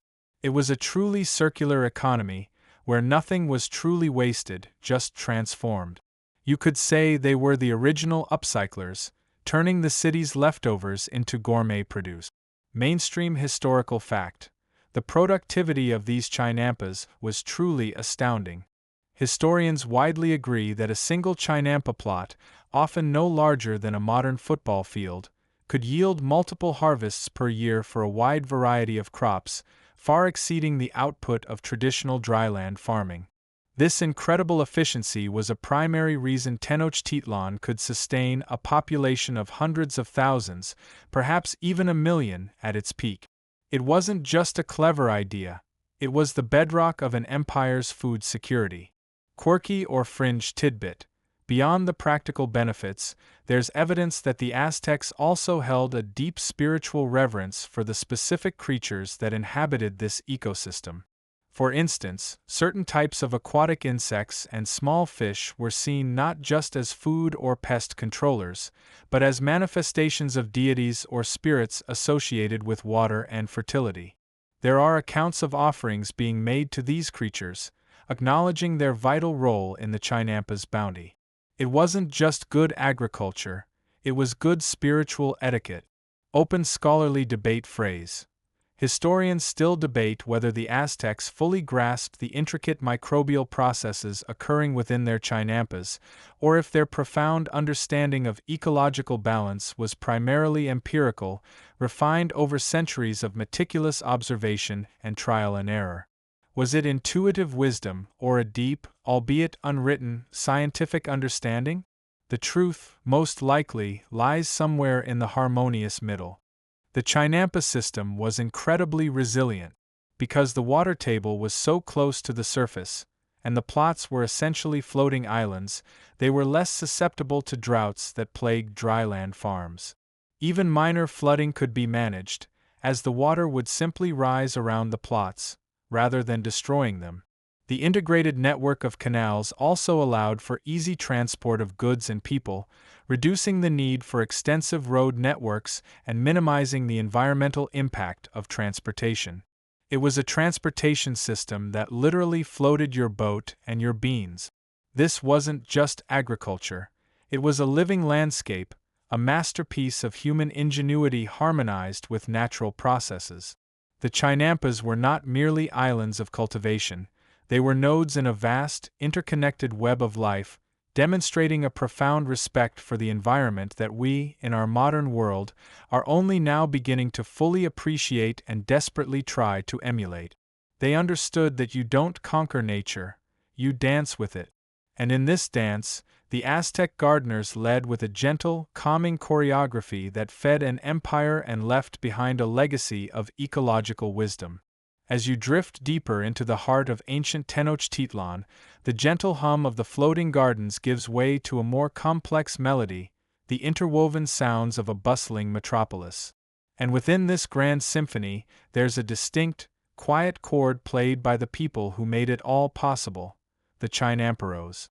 These aren't just farmers, mind you. Oh no. They are the unsung heroes, the green-thumbed architects, the vital organs of a city that dared to defy its watery foundations. You see, while the warriors were out expanding the empire and the priests were communing with the gods, it was the humble chinampero, knee-deep in fertile mud, who was quietly ensuring that everyone had something to eat. Talk about pressure, right? Imagine being responsible for the breakfast burritos of an entire civilization. No wonder they probably woke up with a mild existential dread, wondering if the corn would be plentiful enough for the emperor's morning tortilla. You might picture a farmer as someone who toils in obscurity, perhaps a bit dirty, certainly not the life of the party at the Aztec equivalent of a royal ball. But in Tenochtitlan, the chinampero occupied a position of profound respect, a truly crucial role woven into the very fabric of their society. Think of them less as mere laborers and more like highly specialized environmental engineers, agronomists, and perhaps a touch of mystical land whisperers, all rolled into one. Their knowledge was profound, passed down through generations, an oral tradition steeped in the rhythms of the lake and the secrets of the soil. They understood the nuances of water flow, the specific needs of each crop, the delicate balance required to maintain the Chinampas' productivity season after season. This wasn't just planting a seed and hoping for the best. This was a sophisticated, highly skilled craft. Consider the sheer scale of their responsibility. Tenochtitlan, at its peak, was home to an estimated 200,000 to 300,000 people, making it one of the largest cities in the world at the time. To feed such a massive population, relying almost entirely on the produce from these floating gardens, required an agricultural system of unparalleled efficiency and output. The chinamperos were the custodians of this system. They weren't just growing food for their own families. They were feeding the priests, the warriors, the artisans, the merchants, and even the emperor himself. Without their tireless efforts, without their intimate understanding of the Chinampa ecosystem, the city would simply starve. It's hard to overstate their importance. They were quite literally the bedrock of Aztec prosperity, the quiet engine driving the empire forward. Their respected position wasn't just a matter of grateful appreciation for full bellies, though that certainly helped. It was also rooted in the specialized knowledge they possessed. Not just anyone could build or maintain a chinampa. It required an understanding of hydrology, soil science, long before those terms existed, and plant biology that was incredibly advanced for its time. You couldn't just read a Chinampa for Dummies book. It was all hands-on learning, passed from elder to apprentice, from parent to child.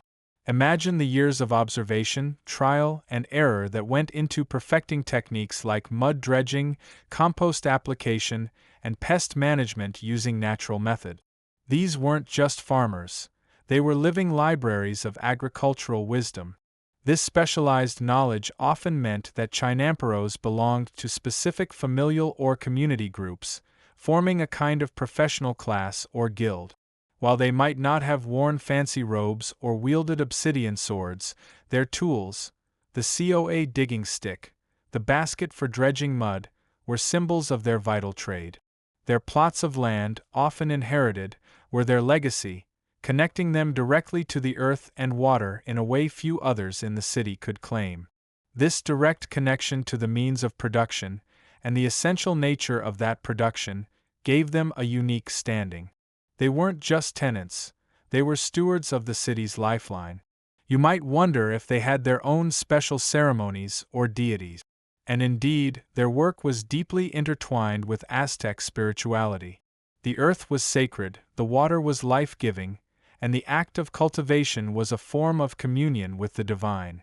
Chinamperos likely participated in specific rituals to ensure bountiful harvests, to appease the rain god Tlaloc, or to honor Quatlique, the earth goddess. Their daily tasks, from planting to harvesting, were imbued with a sense of purpose beyond mere sustenance. They were acts of reverence, ensuring the cosmic balance. It's a far cry from today's industrial farming, where you mostly just hope the tractor doesn't break down and the fertilizer delivery isn't late. This spiritual connection, combined with their practical indispensability, meant that Chinamperos enjoyed a certain degree of autonomy and even influence. While they were still part of the broader Aztec social hierarchy, subject to tribute and imperial decrees, their unique role often afforded them particular considerations. For instance, they might have had specific rights regarding their plots, or perhaps their expertise was consulted on large-scale public works projects involving water management. Historians still argue whether the Chinamperos truly owned their plots in a modern sense, or if their rights were more akin to usufruct, the right to use and benefit from the land, but not necessarily to sell it freely. It's a fascinating debate, highlighting the nuances of ancient property rights. Imagine a Chinampero walking through the streets of Tenochtitlan. You might not see them decked out in the finest jaguar pelts, but you'd likely see a quiet confidence in their stride. Other citizens would recognize them, perhaps with a nod of respect, understanding that these were the people who put food on their tables.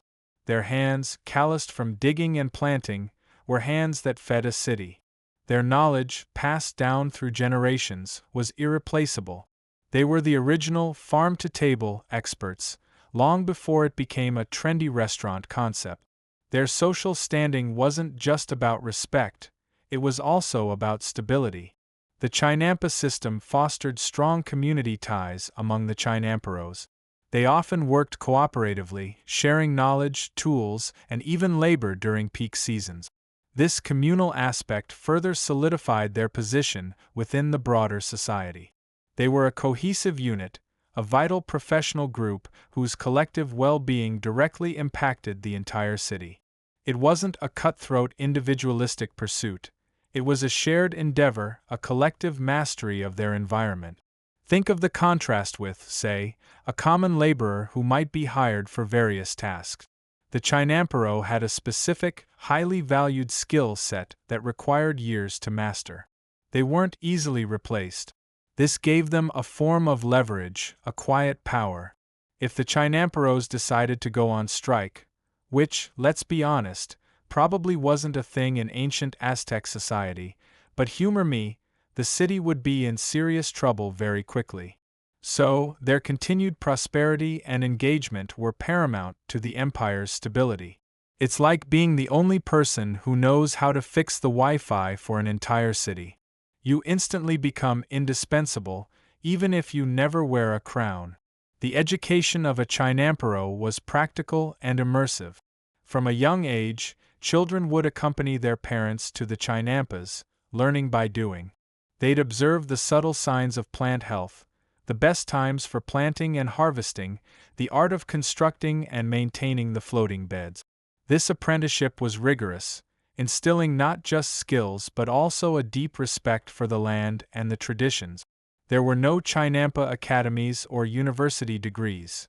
The classroom was the Chinampa itself, and the teachers were generations of accumulated wisdom. It was a true master-apprentice model, ensuring the continuity of this vital knowledge. This deep-rooted expertise also meant that Chinamperos were often seen as wise figures, connected to the fundamental forces of life. They understood the cycles of nature in a way many urban dwellers couldn't. They observed the stars to predict planting times, felt the subtle changes in the water, and knew the secrets of the earth. This intimate connection to the natural world likely contributed to their revered status, positioning them as guardians of the city's most precious resource, its food supply. So, while the Aztec Empire is often remembered for its fierce warriors and elaborate rituals, it was the quiet, diligent work of the Chinampero that provided the daily bread, the sustenance that fueled that mighty civilization. They were the backbone, the silent cultivators whose gentle choreography with earth and water allowed a sprawling city to thrive where it seemed impossible. Their social standing wasn't about lavish displays of wealth or power, but about the profound, undeniable value of their contribution. They were the guardians of the green heart of Tenochtitlan, ensuring that the city's pulse continued to beat, one sprouting seed at a time.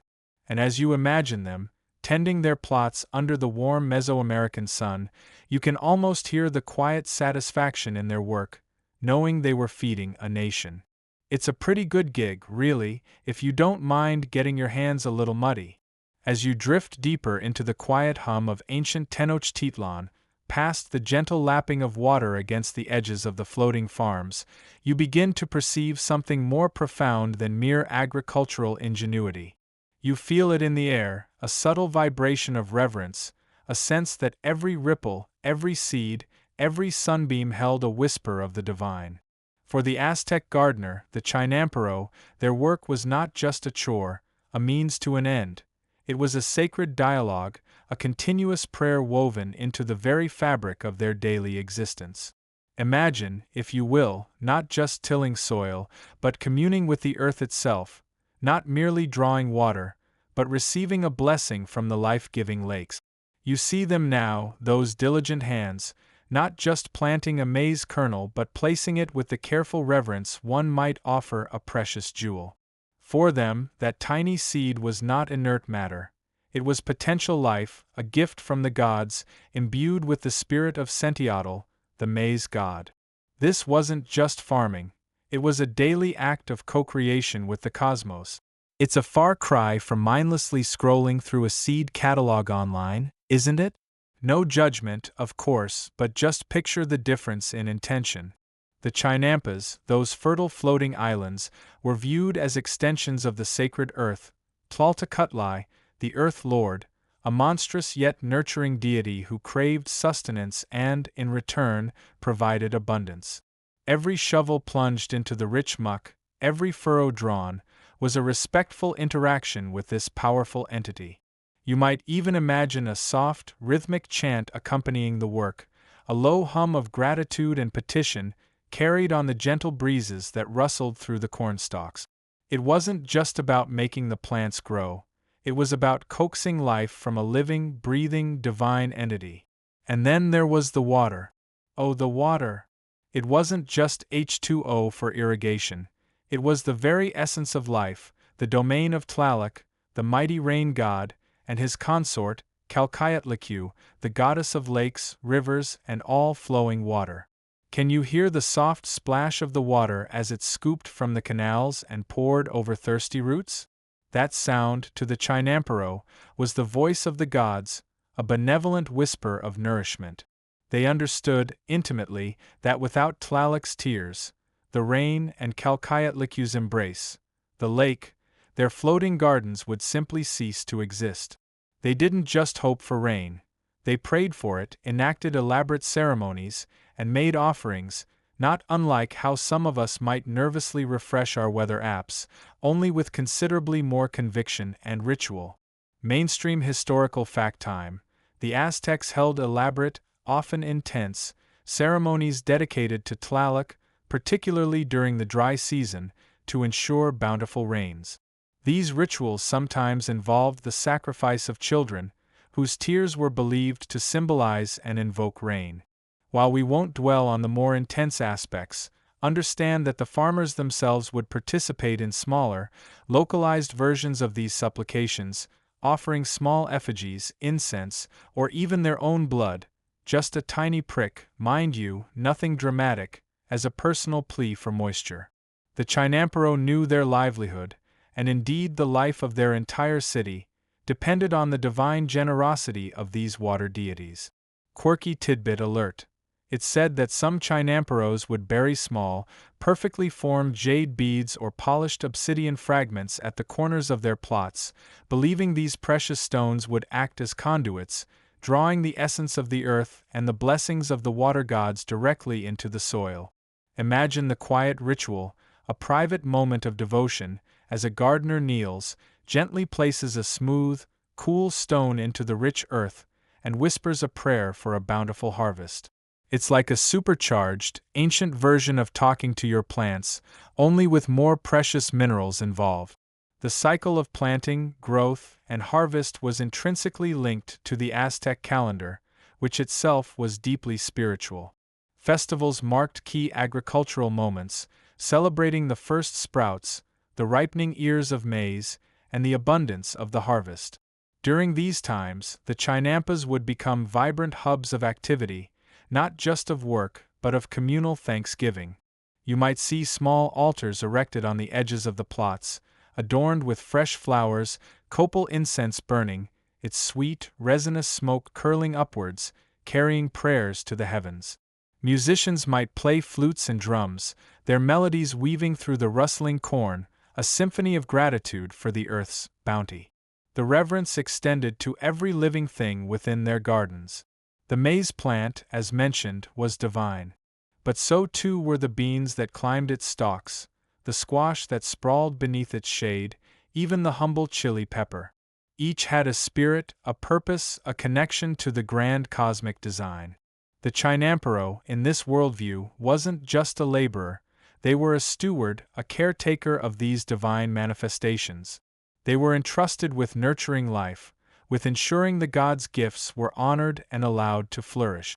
It's a bit like having a green thumb, that's actually a direct hotline to the divine, isn't it? No pressure, but your crops are literally a sacred trust. This deep spiritual connection also fostered a profound sense of reciprocity. The Aztecs believed in a cosmic balance, a give and take. The gods provided life and sustenance, and in return, humanity offered devotion, rituals, and sometimes precious offerings. When the Chinampero carefully tended their plot, They weren't just working for themselves. They were participating in this grand cosmic exchange, ensuring the continued benevolence of the deities. It was a partnership, a sacred contract written in mud, water, and growing green things. Historians still argue whether the common Chinamperos' daily spiritual practices were primarily communal, dictated by temple priests, or if there was a vast array of personal, localized devotions to their specific plots. Perhaps it was a beautiful blend of both, where grand temple ceremonies set the overarching spiritual tone, while individual gardeners found their own quiet ways to connect with the divine in the intimate space of their floating farms. Imagine the quiet moments before dawn, as the mists still clung to the water, a solitary Chinampero kneeling by their plot, offering a silent prayer, a simple handful of maize flour, or even just a heartfelt whisper to the burgeoning life around them. The very act of creating and maintaining a Chinampa was, in itself, a spiritual endeavor. It was transforming chaos, the swampy lakebed, into order and abundance, mirroring the creation myths where deities brought order to the primordial void. Each new plot dug from the lakebed was a reenactment of creation, a testament to humanity's ability to partner with the divine forces of nature. And when a plant withered or a crop failed, it wasn't just bad luck. It might be seen as a sign of divine displeasure or a call for more fervent prayer, more sincere offerings. It certainly wasn't just a matter of checking the pH levels, though they probably had their own ancient versions of that, too. So, as you slowly pull away from this vivid picture, let the gentle hum of ancient devotion linger in your mind. The Aztec gardeners were more than just farmers. They were priests of the earth, tenders of the divine, their lives inextricably woven with the spiritual tapestry of their world. Every seed, every droplet of water, every green leaf was a manifestation of the sacred, a testament to a profound reverence that transformed daily labor into a continuous, calming choreography of spiritual connection. It reminds us that even the most mundane tasks can be imbued with a deeper meaning, if only we open our hearts to the whispers of the world around us. Now, let's drift away from the practicalities, the impressive engineering, and the societal structures for a moment. Let's just exist. Let's truly immerse ourselves in the very essence of these floating gardens, to truly feel the heartbeat of the Chinampas. You've heard about them, you've imagined them, but what did it feel like to be there? What sensory symphony played out on these watery farms? Close your eyes for a moment, if you like. Imagine the soft, cool air as it drifts across the surface of the lake, carrying with it the undeniable scent of life. It's a deep, rich, earthy aroma, the kind you only get from soil that has been tirelessly worked, nourished, and loved for generations. This isn't just dirt. It's the very breath of fertility, a complex perfume of damp earth, decaying organic matter, and the vibrant, growing things that spring from it. You can almost taste the mineral tang of the fresh water, cool and clean, mingling with the subtle, green scent of countless leaves exhaling their life into the atmosphere. It's a smell that tells a story of abundance, of quiet labor, and of a profound harmony with the natural world. No harsh chemical smells here, no acrid tang of exhaust fumes. Just pure, unadulterated nature, doing its magnificent thing. It's the kind of air that makes you want to take a deeper breath, fill your lungs, and just sigh.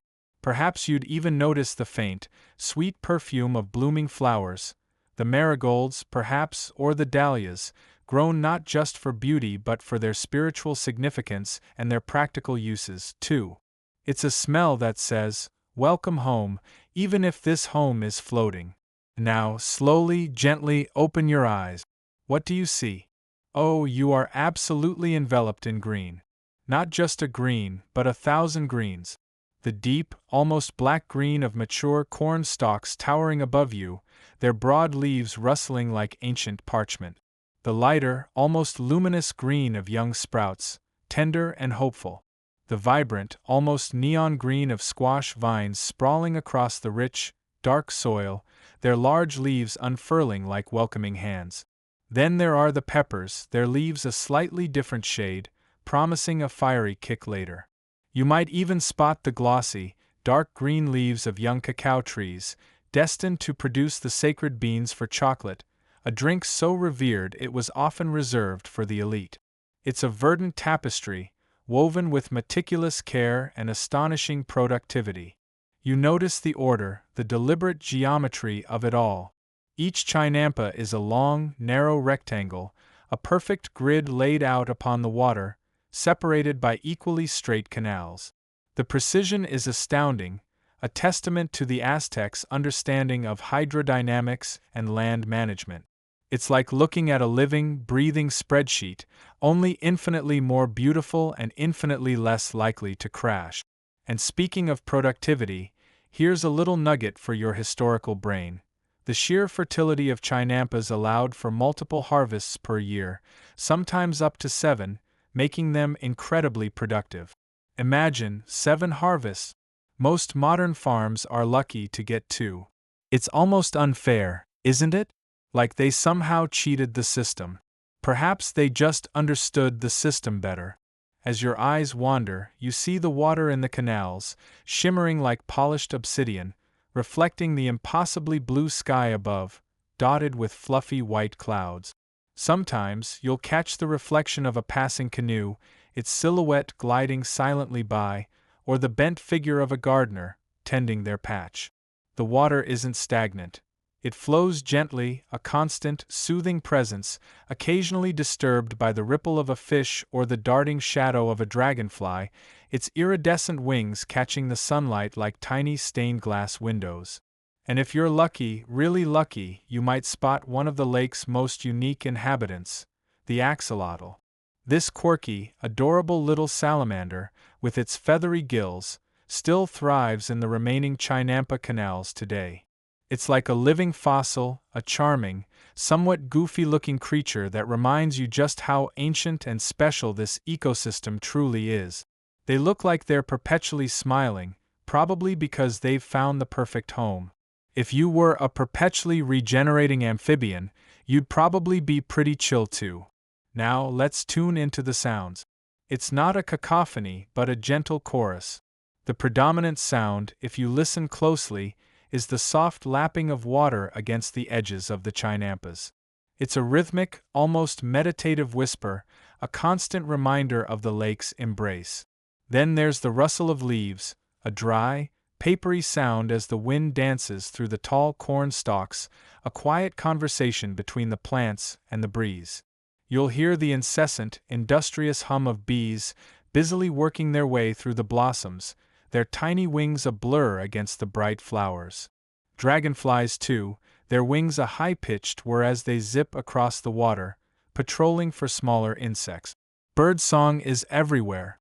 The cheerful chirps of small perching birds flitting through the crops, perhaps the deeper calls of water birds further out in the lake. You might even hear the distinctive plop of a frog jumping into a canal, or the soft splash of a gardener dipping their hand into the water. The human sounds are equally gentle. The rhythmic thud of a COA, the traditional digging stick as it breaks the soil, or the soft murmur of voices as gardeners communicate, their words carried easily across the water. There's no shouting, no harsh machinery. It's a symphony of natural and human collaboration, a testament to a life lived in harmony with the environment. It's so peaceful, you might even find yourself nodding off a little, which, let's be honest, is the goal here, isn't it? And in the distance, a faint, almost imperceptible hum, the sound of Tenochtitlan, the great city, bustling with life, yet here, on the Chinampas, it's muted, softened by the water and the vast expanse of green.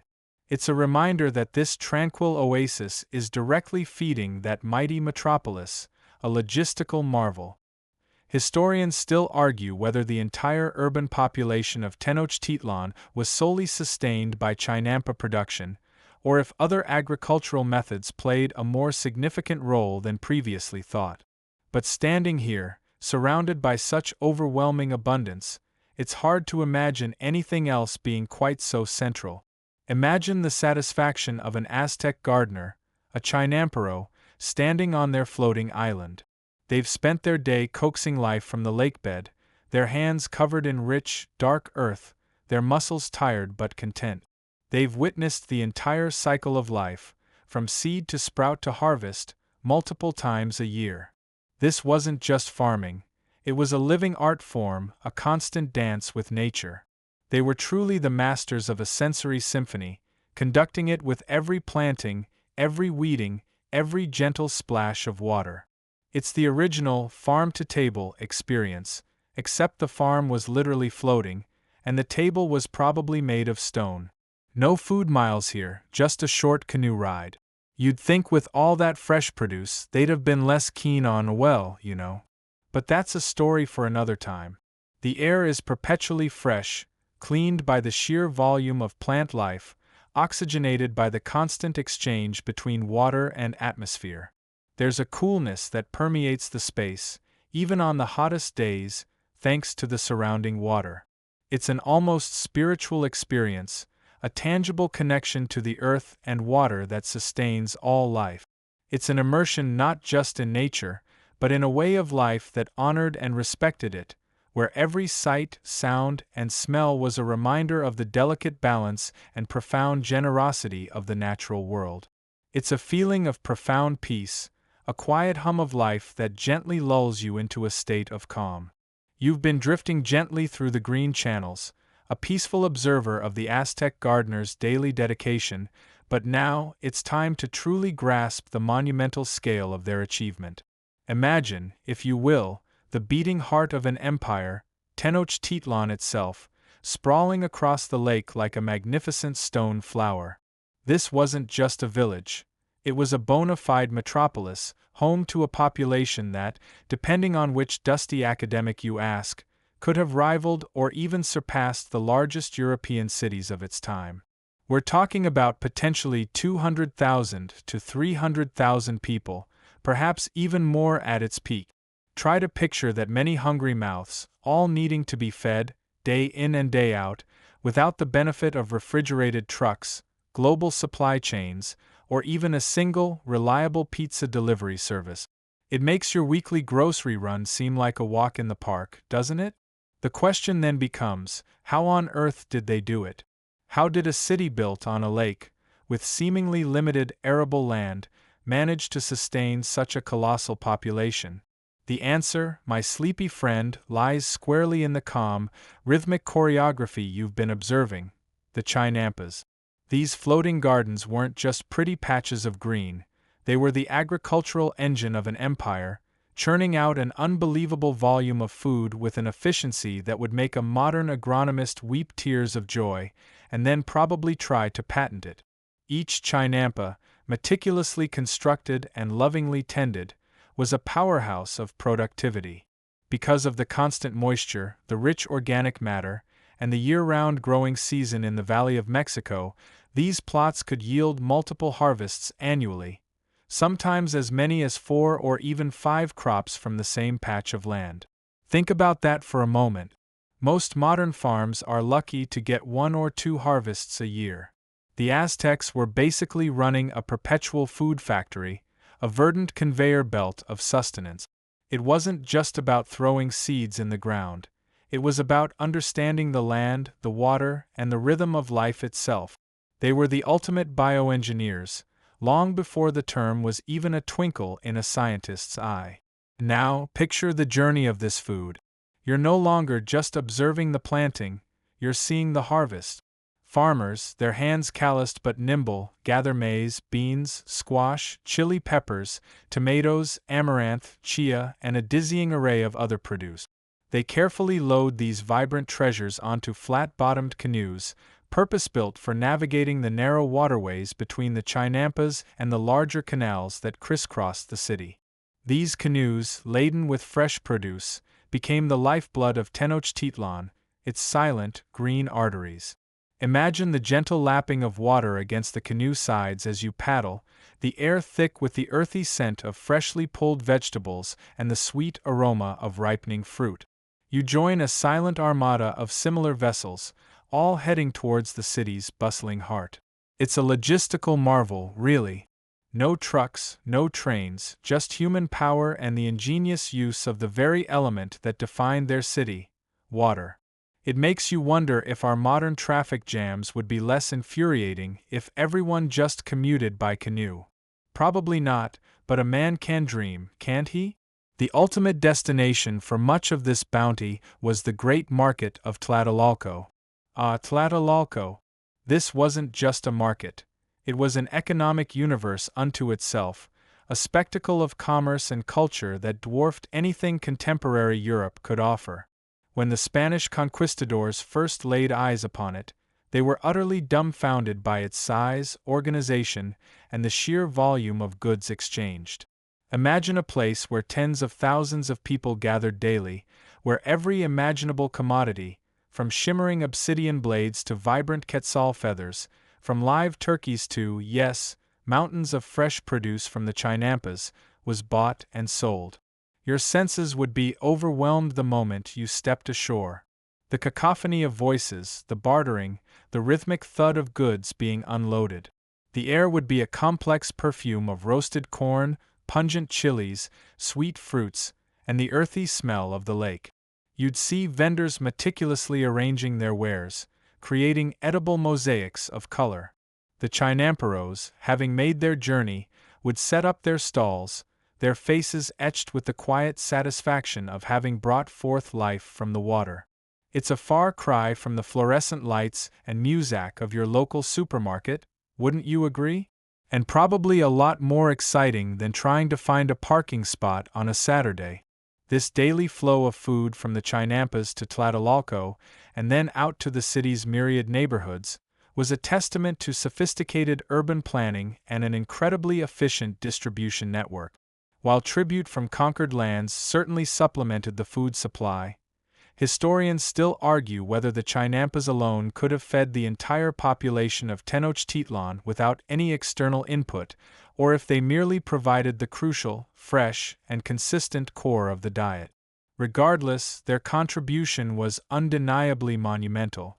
They were the primary source of the daily bread, or rather, the daily tortilla, for hundreds of thousands of people. Consider the sheer organizational genius required to manage this. It wasn't just about growing food. It was about ensuring a consistent supply, managing surpluses, and coordinating transportation. There were specialized market officials, the tranquil, who oversaw fair trade and resolved disputes, ensuring the smooth operation of this vast economic engine. It was a highly regulated system, designed to prevent shortages and maintain stability. They had a level of market oversight that would make modern economists either gasp in admiration or clutch their pearls in horror, depending on their political leanings. A quirky tidbit that often gets overlooked is how effectively the Aztecs managed perishable goods. Without refrigeration, the quick transport from Chinampa to market was crucial. But beyond that, they also had methods for preserving food, like drying maize and chiles, to ensure supply during leaner times or for military campaigns. And for the ultimate grab-and-go meal, they had tamales and tortillas filled with various ingredients, essentially the ancient world's fast food, readily available at market stalls. So next time you grab a burrito, remember, you're participating in a culinary tradition with roots stretching back to these bustling Aztec market. The constant hum of activity, the endless cycle of planting, harvesting, transporting, and selling created a stable foundation for the Aztec Empire. This wasn't just about sustenance, it was about security. A city that could feed itself from its immediate surroundings was a city less vulnerable to external threats or disruptions in distant supply lines. It fostered self-reliance and resilience. The Chinampas were not just farms, they were a strategic asset, a symbol of Aztec ingenuity and their profound connection to their environment. So, as you drift further, imagine not just a single Chinampa, but thousands upon thousands of them, stretching across the lake, an endless patchwork quilt of green. Each one a tiny factory, each one contributing its share to the grand tapestry of Tenochtitlan's sustenance. The gentle rhythm of the gardener, the quiet splash of the paddle, the murmur of the market, all these seemingly small actions coalesced into a logistical marvel that kept a mighty city alive and thriving. It's a powerful reminder that sometimes, the most sophisticated solutions are found not in complex machinery, but in deep understanding, careful planning, and a profound respect for the earth and water that sustain us all. It truly makes you appreciate the quiet genius of a civilization that figured out how to grow a city on water and then feed it beautifully and sustainably. Perhaps we could learn a thing or two from their watery wisdom, instead of just building bigger warehouses. Now, as your mind drifts across these tranquil, ancient waters, a different landscape begins to form, shimmering into view. You find yourself standing not on a narrow Chinampa path, but perhaps on the edge of a vast, modern agricultural field, stretching as far as the eye can see, a flat, uniform carpet of green or gold, depending on the season. The air here doesn't hum with the gentle buzz of insects drawn to diverse blooms, but with the distant thrum of heavy machinery, a mechanical lullaby that promises efficiency, if not serenity. You smell not the rich, earthy scent of fertile mud and blossoming squash, but perhaps the sharp tang of chemical fertilizers, or the faint, metallic scent of diesel exhaust. The contrast, my friend, is stark enough to wake you up, just a little bit before you drift off again. Where the Aztec gardener, the chinampero, moved with the deliberate grace of a dancer, coaxing life from the water with hand tools and intimate knowledge, the modern farmer often navigates a landscape shaped by immense power, by steel and internal combustion. Consider the very ground beneath your feet. On a chinampa, you stepped onto soil that was perpetually being built. Layers of rich lakebed sediment, decaying plants, and even human waste were meticulously added year after year, creating a deep, dark, nutrient-rich foundation that was practically alive. It was a living sponge, constantly replenished, a testament to regenerative agriculture before the term was even conceived. Now, here, on this modern farm, you might be standing on soil that's been tilled and retilled, perhaps compacted by heavy machinery, its natural structure often broken down. It might be fed by synthetic fertilizers, a quick fix of nitrogen, phosphorus, and potassium, rather than the slow, steady hum of a natural ecosystem. It's a bit like giving a plant a sugary energy drink instead of a wholesome, slow-release meal. It works, but at what long-term cost? Think about the water. The Chinampas were of the water. They drew moisture from the lake through capillary action, a natural, passive irrigation system that required no pumps, no pipes, no massive reservoirs. The water was part of the nutrient cycle, bringing in fresh sediment and carrying away waste, a gentle, symbiotic relationship. Here, in many modern agricultural settings, water is often extracted from deep aquifers or diverted from distant rivers through intricate, energy-intensive irrigation systems. It's a one-way street, where water is taken, used, and often becomes runoff carrying chemicals back into the environment. It's efficient, yes, but it's also thirsty work, and sometimes the well runs dry. And the crops themselves. On a chinampa, you would have seen a beautiful tapestry of life. Corn reaching for the sun, beans climbing the cornstalks, squash sprawling across the ground, and perhaps chili peppers, tomatoes, and a myriad of other vegetables and flowers all coexisting in a vibrant, productive polyculture. This diversity wasn't just pretty, it was incredibly resilient. Different plants drew different nutrients, attracted different beneficial insects, and minimized pest outbreak.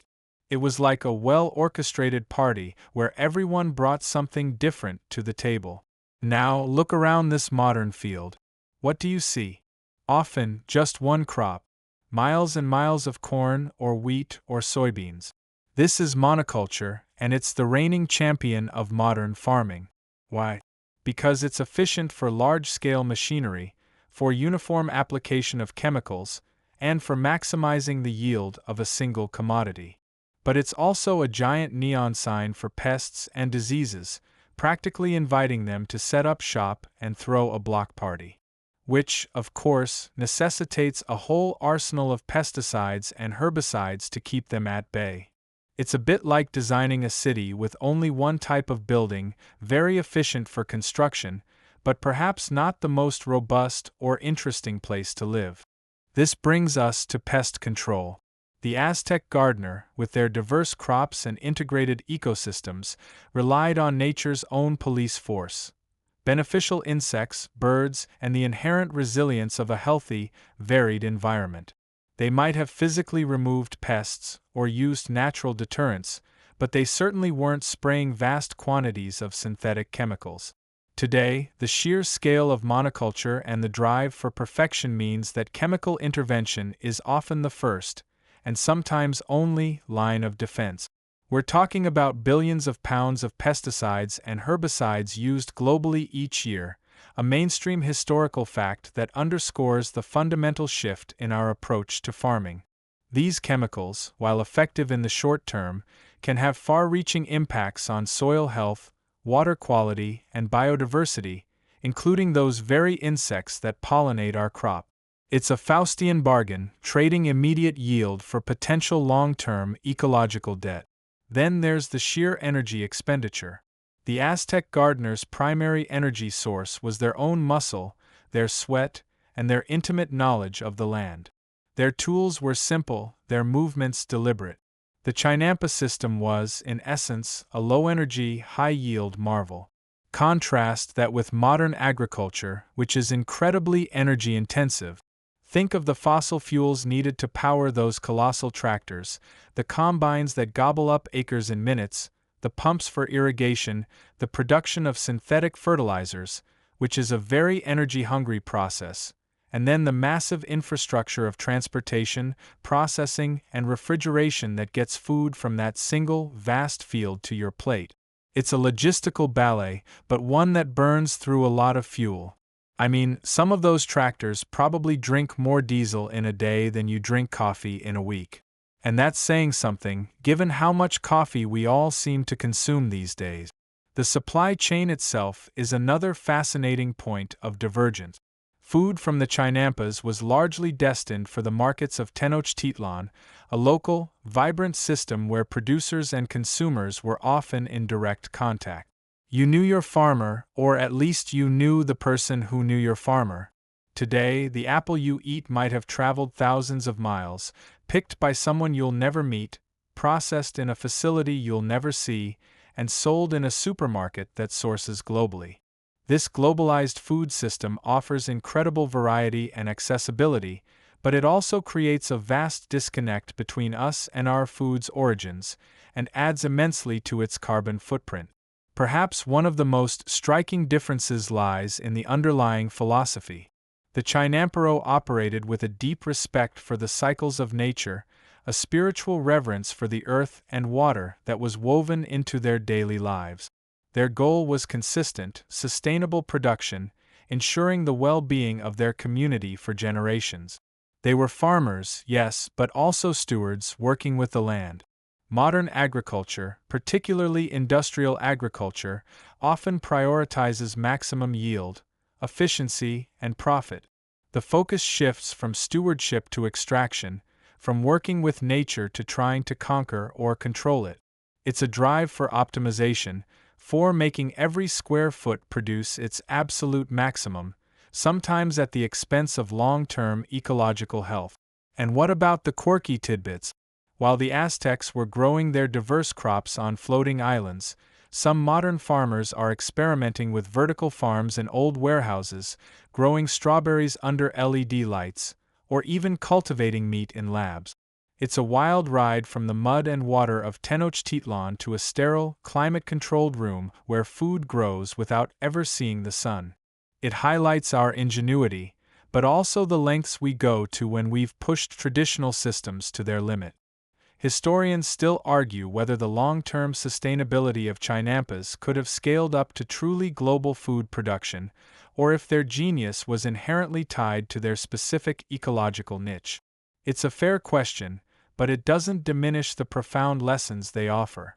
The Chinampas demonstrate that it's possible to feed a massive population without exhausting the land, without relying on external chemical inputs, and by creating an ecosystem that actually enhances biodiversity rather than diminishing it.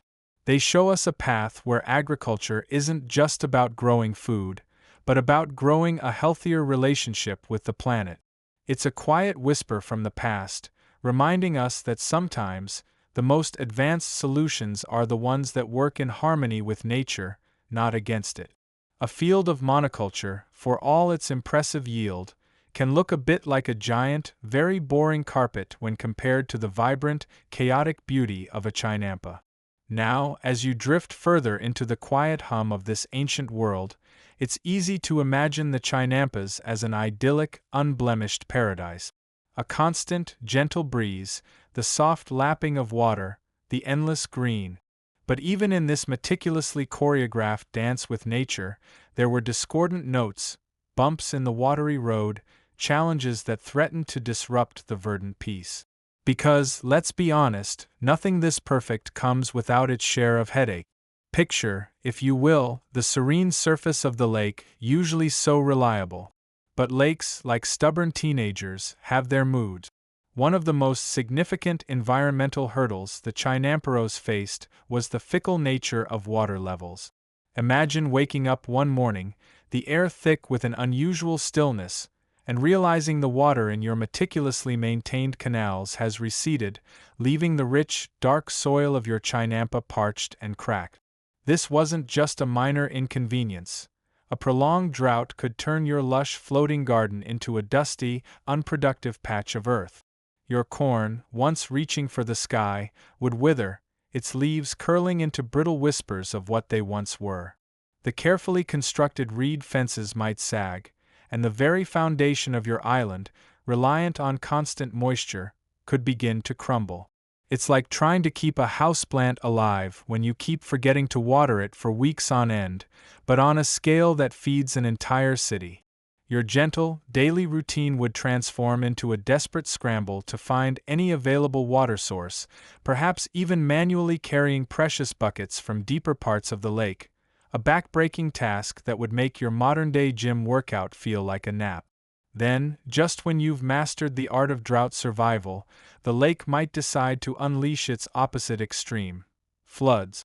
You'd go to bed with the soft sounds of water, only to wake to a rising tide, your precious crops submerged, their roots suffocating, their stalks bending under the unwelcome embrace of the floodwaters.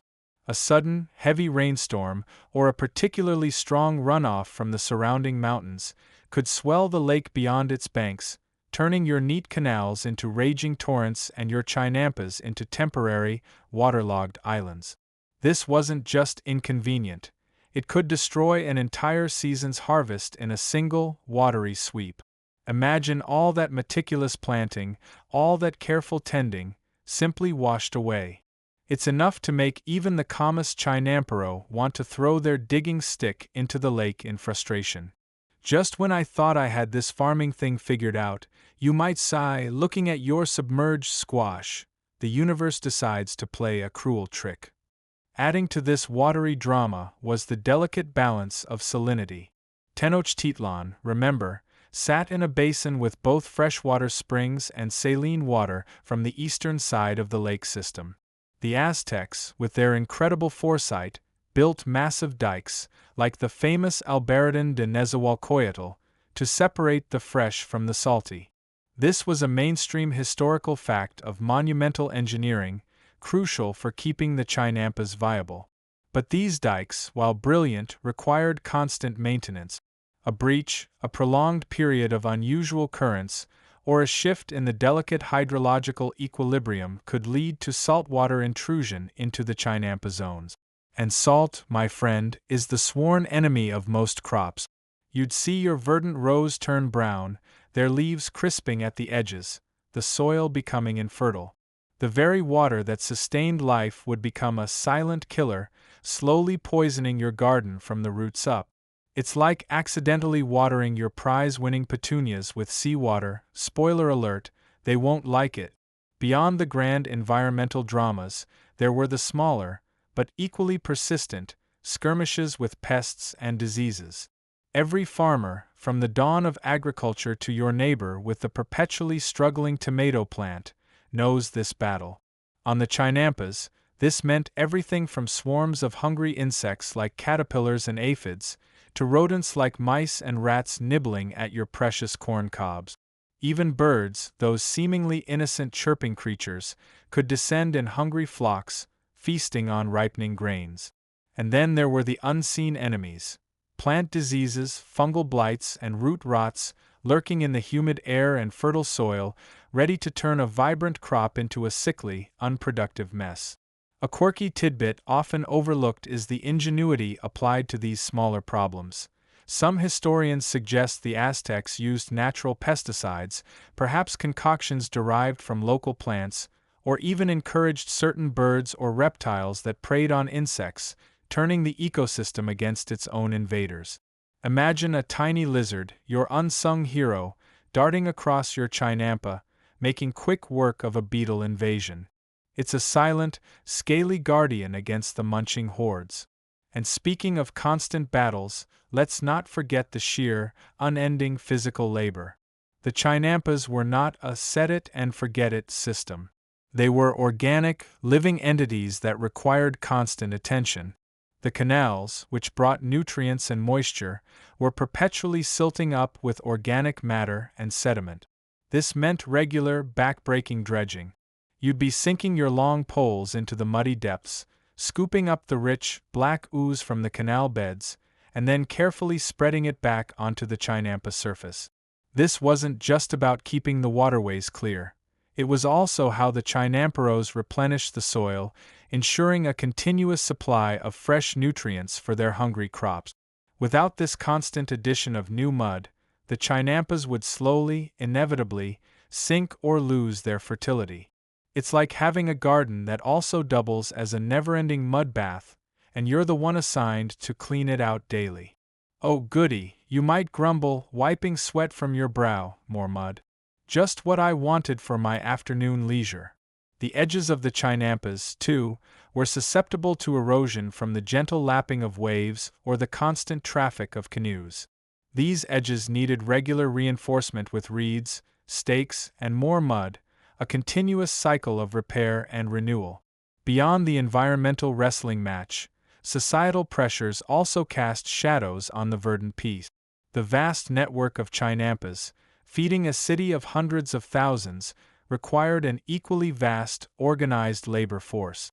While the chinamperos themselves were highly skilled and respected, the sheer scale of maintenance, the dredging, the dike repairs, the canal cleaning demanded collective effort, often organized by the state or local communities, Kalpuli.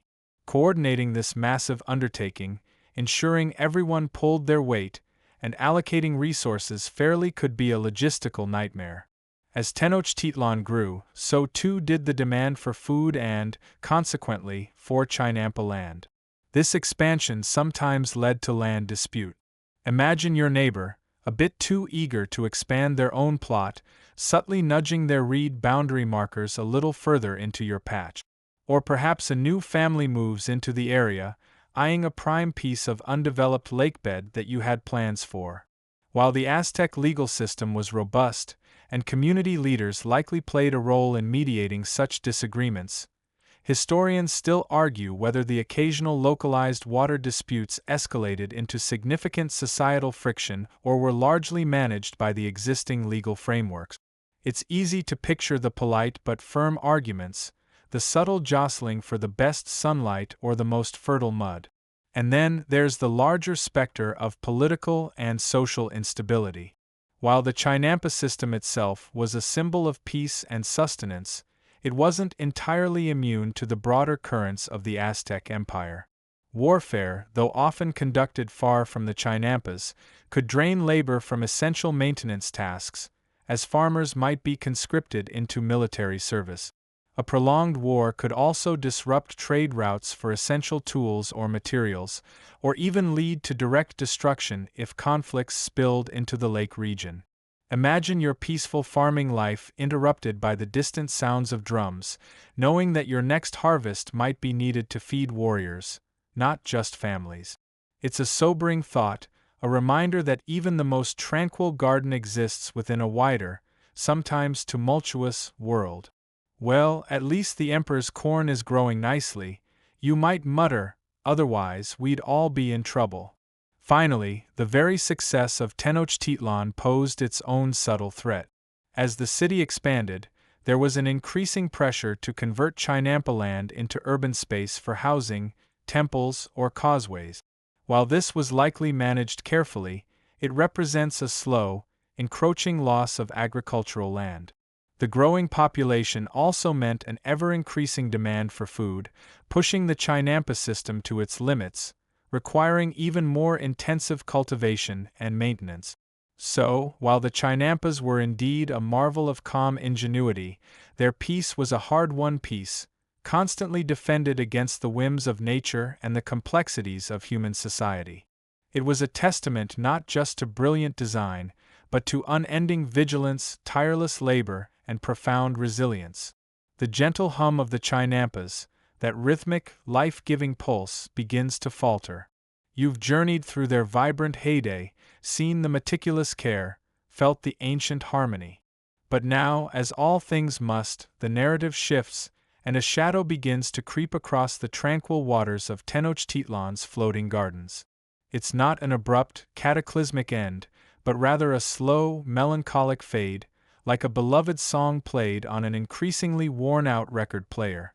Imagine the year 1519. The world, as the Aztecs knew it, was about to be irrevocably altered. A strange wind blows from the east, carrying not the scent of rain, but the metallic tang of ambition and the whispers of an unknown future. When the Spanish conquistadors, led by Hernán Cortés, first gazed upon Tenochtitlan, they were, by all accounts, utterly awestruck. Bernal Diaz del Castillo, one of Cortés's soldiers, famously wrote of the city, "We were amazed, on account of the great towers and quays and buildings rising from the water, and all of them built of masonry, and some of our soldiers even asked whether the things that we saw were not a dream." They saw the Chinampas, too, stretching out like emerald tapestries, feeding this impossible city. But their awe was quickly overshadowed by their aims. The arrival of the Spanish was, to put it mildly, a bit of a buzzkill for the Chinampa system. It wasn't just the clash of cultures or the glint of steel. It was a fundamental misunderstanding of an entire way of life, coupled with a devastating biological assault. The siege of Tenochtitlan itself, in 1521, was a brutal affair. Think of it, a city surrounded by water, reliant on its floating farms for sustenance, now cut off, starved, and bombarded. The very waterways that were their lifeblood became avenues for invasion.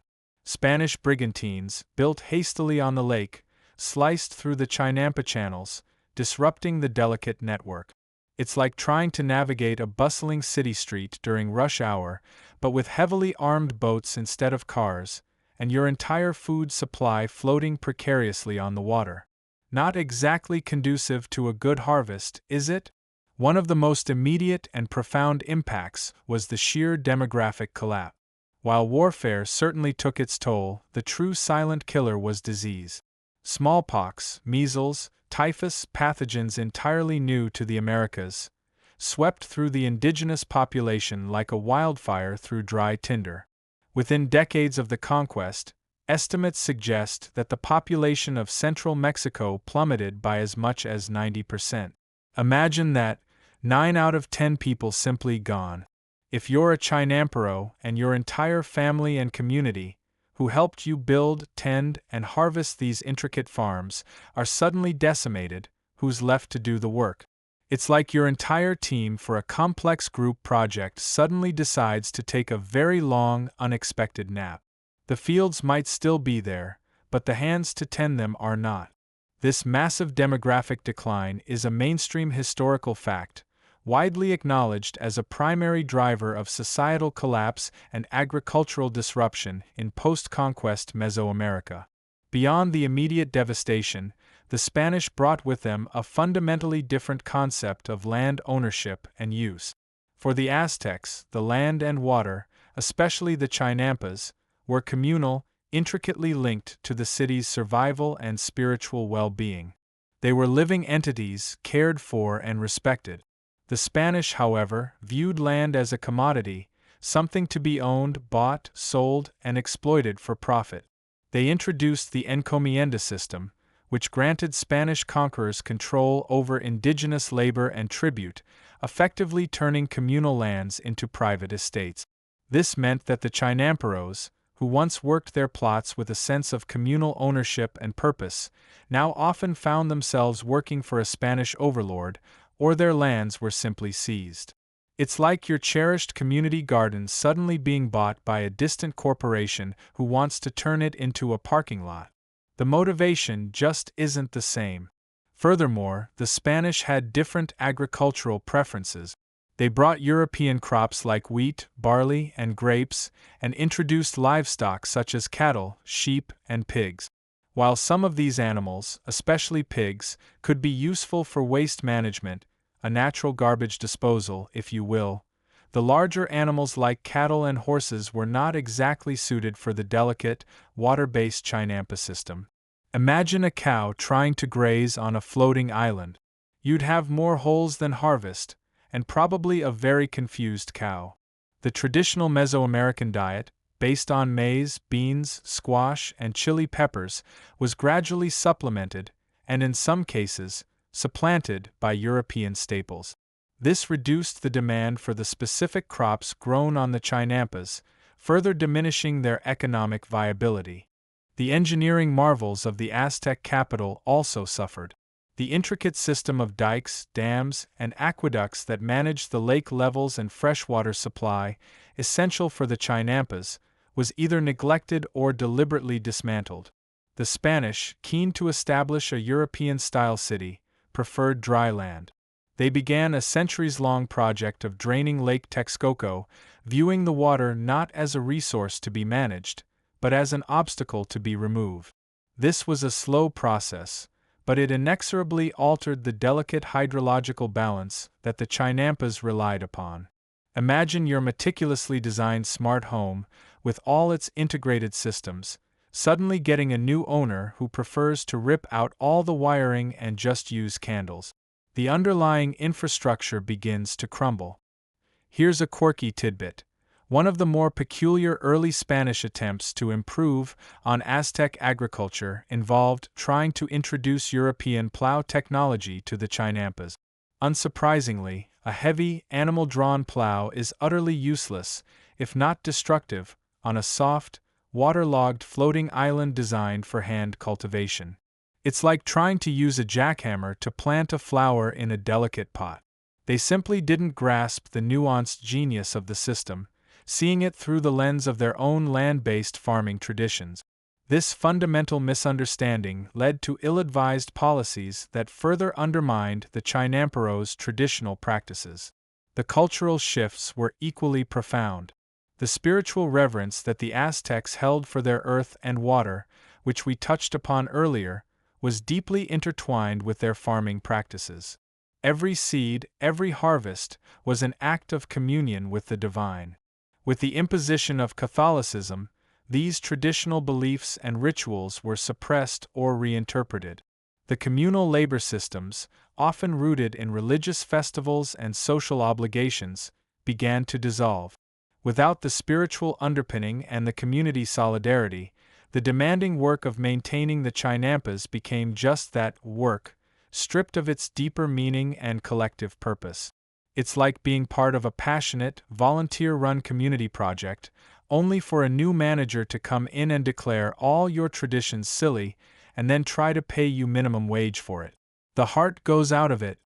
Historians still argue whether the devastating impact of European diseases or the systematic dismantling of Aztec political and economic structures was the primary cause of the Chinampas' decline.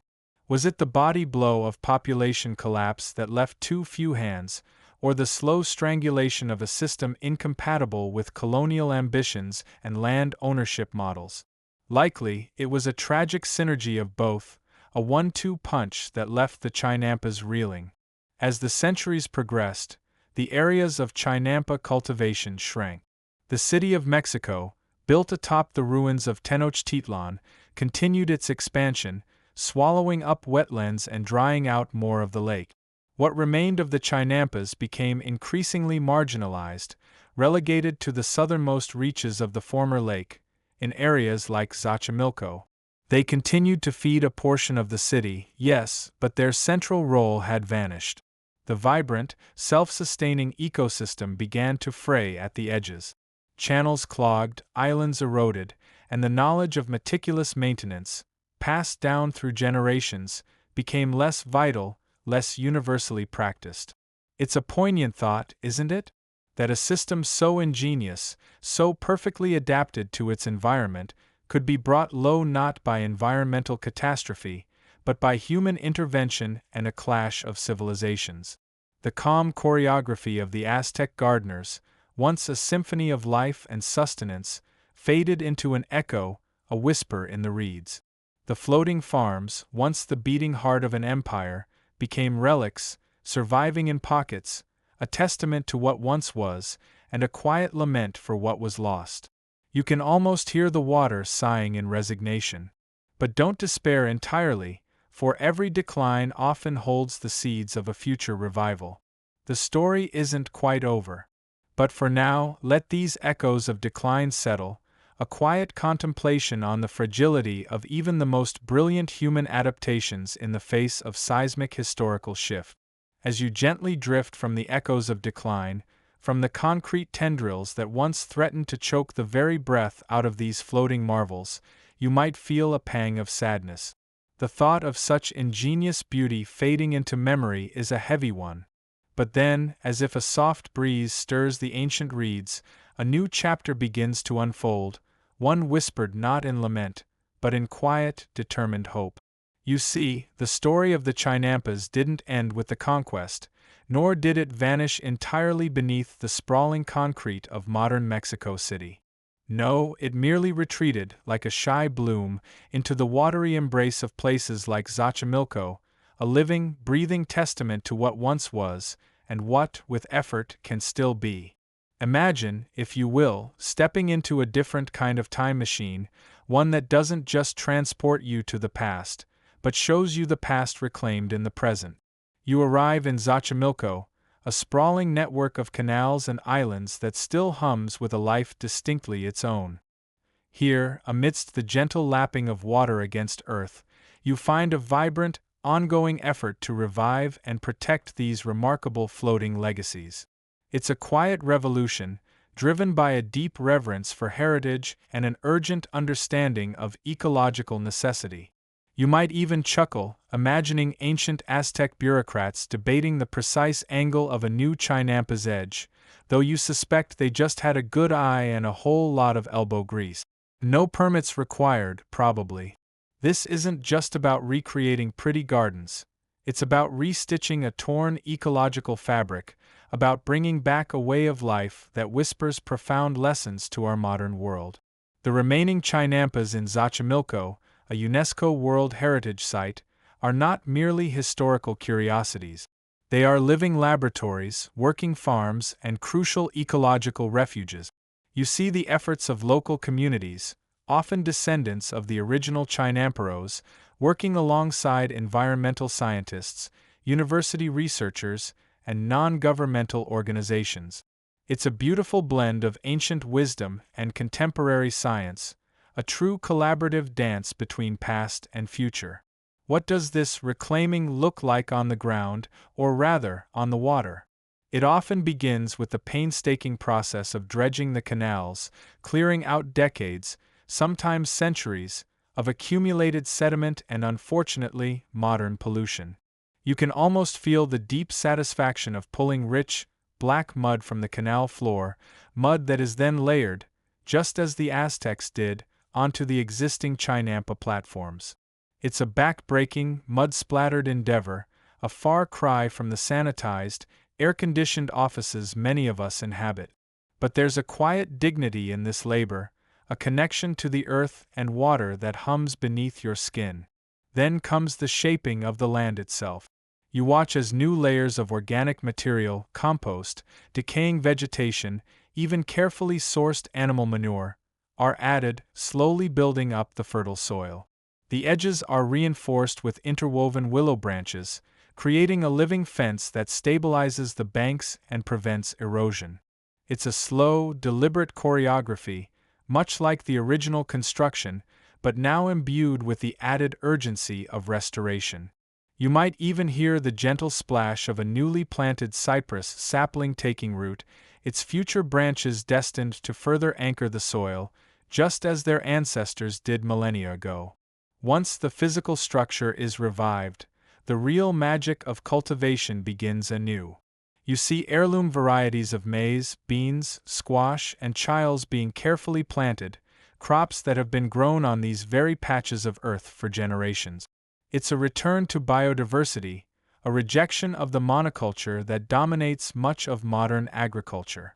Imagine the vibrant greens, the rich purples, the fiery reds of these traditional crops, each one a thread in the tapestry of Aztec culinary heritage. It's a stark contrast to some modern agricultural behemoths, where you'd need a GPS and a drone to find your way around a single field, and probably a hazmat suit to feel truly at home. Here, it's just you, the earth, and the water. Refreshingly low-tech, wouldn't you say? But the revival isn't just about farming. It's deeply ecological. The improved water quality from careful dredging and reduced pollution benefits the entire ecosystem. You might even catch a glimpse of the critically endangered axolotl, the adorable, perpetually smiling salamander that is endemic to the Xochimilco canals. Its survival is intrinsically linked to the health of the Chinampa system, as these clear, nutrient-rich waters are its last refuge. Protecting the Chinampas means protecting this unique, almost mythical creature, a living relic of the ancient lake. These modern efforts also focus on sustainable water management, understanding that the delicate balance of the canals is paramount. Traditional irrigation techniques are being relearned and adapted, ensuring that water is conserved and nutrients are recycled. You see farmers using simple, hand-operated pumps or even gravity-fed systems to move water, a testament to efficiency born of centuries of observation. There's a quiet wisdom in this, a rejection of brute force in favor of gentle persuasion. The benefits of this Chinampa renaissance are multifaceted. Economically, these revived farms provide fresh, organic produce for Mexico City, often sold directly to consumers or to high-end restaurants eager for sustainably grown, culturally significant ingredients. This creates a more direct and equitable food system, empowering local farmers and bypassing complex supply chains. You can almost taste the difference in a tomato grown with such care, kissed by the sun and nurtured by ancient mud. And while you might not find a drive-through window for fresh Chinampa produce, you can find vibrant markets where the very soil beneath your feet tells a story centuries old. Though, admittedly, the commute might be a bit longer than your average grocery run. Culturally, the revival of Chinampas is a powerful act of reclaiming identity. It ensures that the traditional knowledge, the farming techniques, and the spiritual connection to the land are passed down to younger generations. Workshops are held, tours are given, and schools visit, immersing students in this living history. It's a tangible link to their ancestors, a source of pride and continuity in a rapidly changing world. You feel the ripple of this cultural pride, a quiet strength that resonates through the waterways. However, the path to verdant peace is not without its challenges, even today. Pollution from the surrounding urban sprawl remains a constant threat, as do illegal land encroachments and the sheer economic pressure to abandon traditional farming for more lucrative, less labor-intensive pursuits. Scholars continue to debate the optimal balance between traditional, labor-intensive methods and modern ecological science in these restoration projects, each approach bringing its own unique set of benefits and challenges. It's a delicate dance, balancing authenticity with economic viability and environmental protection. Despite these hurdles, the quiet determination of those committed to the Chinampas is palpable. You see it in the calloused hands of the farmers, in the tireless work of the conservationists, and in the growing appreciation from the wider public. It's a testament to the enduring power of a brilliant idea, an ancient solution that holds surprising relevance for our contemporary struggles with food security, climate change, and environmental degradation. The Chinampas, in their modern incarnation, are not just a whisper from the past. They are a vibrant, living promise for the future, a testament to human ingenuity and our capacity to heal and reclaim. As the echoes of decline and the whispers of modern revival fade, you find yourself floating, not on a Chinampa, but on a tranquil lake of thought, gazing at the profound wisdom offered by these ancient farming techniques. It's a wisdom, dear listener, that ripples through the centuries, reaching our world today with surprising clarity, almost as if the Aztec gardeners are gently nudging us awake from a very long, rather noisy dream about monoculture and chemical fertilizers. Imagine, for a moment, the sheer audacity of it all, building an agricultural empire not on land, but from water. It's like deciding to farm in your bathtub, only on a scale so grand it fed a city of hundreds of thousands, perhaps even 1 million people. This isn't just a quirky historical fact. It's a testament to human ingenuity when faced with a seemingly insurmountable problem. The first, most obvious lesson that washes over you from the Chinampas is their unparalleled sustainability. In an era where our industrial agriculture often strips the land bare, depletes water tables, and relies on a chemical cocktail to coax out yields, the Chinampas offer a serene counter-narrative. They were, in essence, self-fertilizing, self-watering ecosystems. The very act of dredging the nutrient-rich muck from the lake bottom to build and replenish the Chinampas created a closed-loop system. It was like a giant, slow-motion compost pile that also happened to grow your dinner. No need for imported fertilizers, no need for massive, energy-guzzling irrigation systems pumping water from distant rivers. It was all right there, a perfectly balanced ballet between humanity and nature. You can almost hear the ancient gardeners sighing contentedly, perhaps muttering, "Why complicate things?" as they watch us spray pesticides from airplanes. It makes you wonder if they'd look at our modern farms and ask, with gentle bewilderment, "Do you not like the earth anymore?" Then there's the sheer brilliance of their water management. While much of the world grapples with dwindling freshwater resources and droughts that turn fertile fields into dust bowls, the Chinampas flourished in water. They didn't just use water, they were water. The constant proximity to the lake ensured a steady supply of moisture, regulated by the very structure of the raised bed. Capillary action, that humble scientific principle, did most of the heavy lifting, wicking water up into the soil. And the channels between the Chinampas served as natural reservoirs, teeming with aquatic life that further enriched the system. It's a master class in working with water, not trying to dominate it. We, in our modern wisdom, often build colossal dams and elaborate canal networks, moving water hundreds of miles, only to watch much of it evaporate or seep away. The Aztecs simply built their farms where the water was, and let the water do its thing. It's almost scandalous in its simplicity, isn't it? Like discovering your car runs on sunshine and you've been buying petrol for years. The Chinampas also scream a loud, clear message about local food systems. Tenochtitlan, a sprawling metropolis, was fed largely by the produce grown just beyond its city limits, ferried in by canoe. Imagine that, your fresh produce arriving not by refrigerated truck from 1,000 miles away, but by a quiet boat from a field you can practically see from your rooftop. This drastically reduced transportation costs, spoilage, and, crucially, carbon emissions. In our current globalized food chains, where a single tomato might travel further than you have in your entire life, the Chinampa model offers a soothing alternative. It speaks to food security, resilience against disruptions, and a deeper connection between the consumer and the source of their sustenance. You could practically wave to the farmer who grew your squash. Try doing that with your supermarket avocado. He's probably in Peru, bless his heart, completely unaware of your waving. Consider the concept of biodiversity next. Unlike our vast monoculture fields, stretching to the horizon like a green carpet of sameness, Chinampas were vibrant tapestries of diverse crops.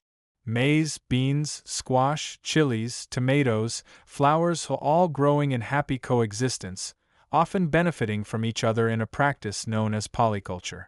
This wasn't just aesthetic, it was ecological genius. Different plants have different nutrient needs and pest resistances. Polyculture reduces the spread of disease, attracts beneficial insects, and builds soil health. It's like a diverse party where everyone brings something different to the table, instead of a room full of people all trying to eat the same single slice of pizza. This resilience is a stark contrast to the vulnerability of monocultures, which can be wiped out by a single pest or disease, leading to widespread famine, a chilling lesson we've learned repeatedly throughout history. And what about the community and social aspect? We touched on the respected role of the chinampero, but beyond that, the very nature of chinampa construction and maintenance fostered community cooperation. Building and dredging these floating gardens was a communal effort, strengthening social bonds and ensuring collective well-being. It wasn't just about individual plots, it was about a shared resource, a shared responsibility. In a world increasingly fragmented, where we often don't even know our next-door neighbors, the Chinampa system reminds us of the power and necessity of collective action, of shared effort for a common good. It's a gentle whisper that perhaps farming isn't just a business, but a shared art form. The Chinampas also represent an incredible example of resilience and adaptability. The Aztecs didn't lament their swampy, watery homeland. They embraced it, transformed it into their greatest strength. They didn't try to drain the lake, they built on it with it. This adaptive spirit, this willingness to innovate and work with environmental realities rather than fight against them, is profoundly relevant today as we face climate change and resource depletion. It's a lesson in seeing challenges not as roadblocks, but as blueprints for creative solutions. If they could build an empire on a swamp, what excuses do we really have for our less than optimal practices? Oh, but the weather's a bit iffy today, you might hear a modern farmer grumble, while an ancient Aztec gardener, knee-deep in mud, would probably just shrug and plant another seed. Finally, the Chinampas embody a deep ecological harmony. They didn't just produce food, they enhanced the ecosystem. The channels provided habitat for fish and waterfowl, the trees anchored the soil and offered shade, and the entire system acted as a natural water filter. It was a symbiotic relationship, a dance between human needs and natural processes. This stands in stark contrast to many modern agricultural practices that often degrade ecosystems, pollute waterways, and reduce biodiversity. The Chinampas teach us that agriculture doesn't have to be extractive, it can be regenerative. It can be a source of life, not just for humans, but for the entire web of life.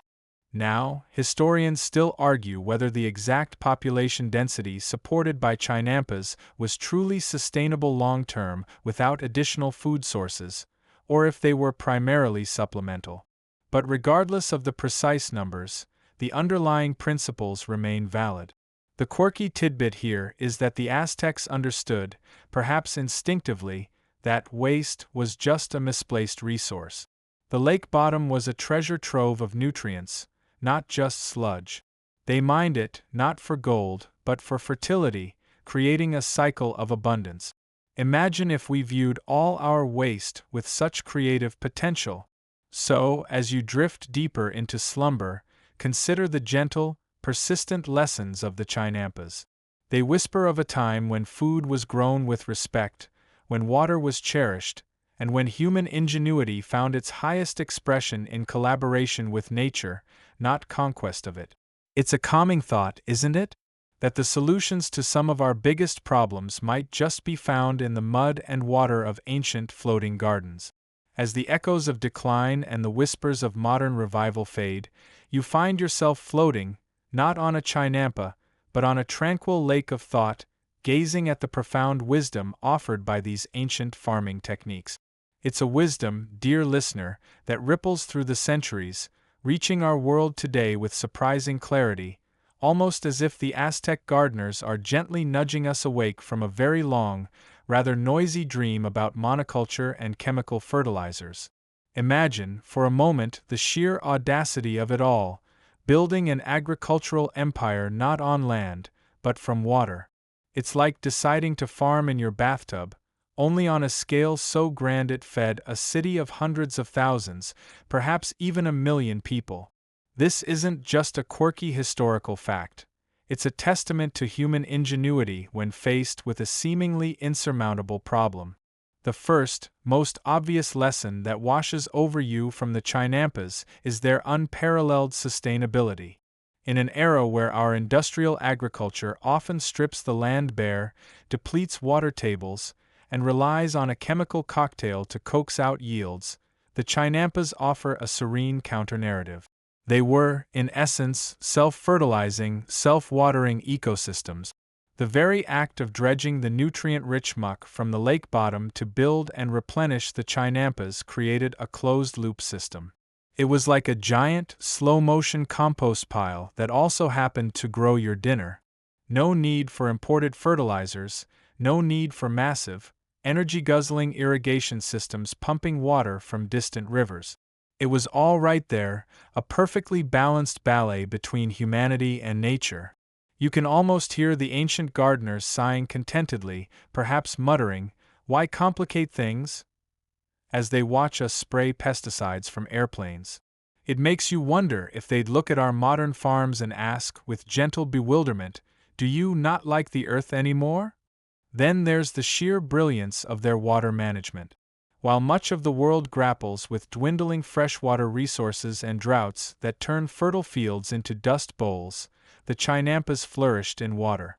They didn't just use water, they were water. The constant proximity to the lake ensured a steady supply of moisture, regulated by the very structure of the raised bed.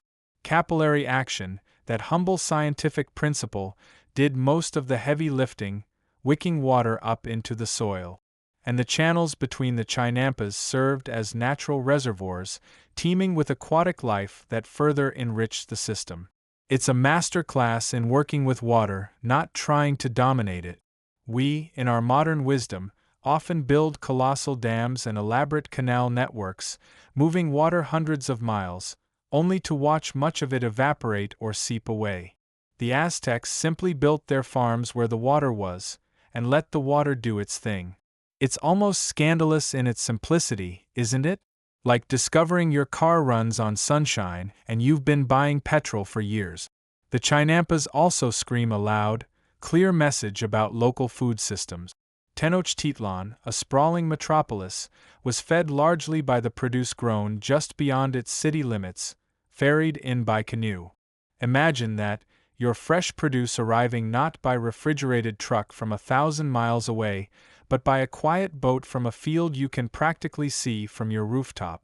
This drastically reduced transportation costs, spoilage, and, crucially, carbon emissions.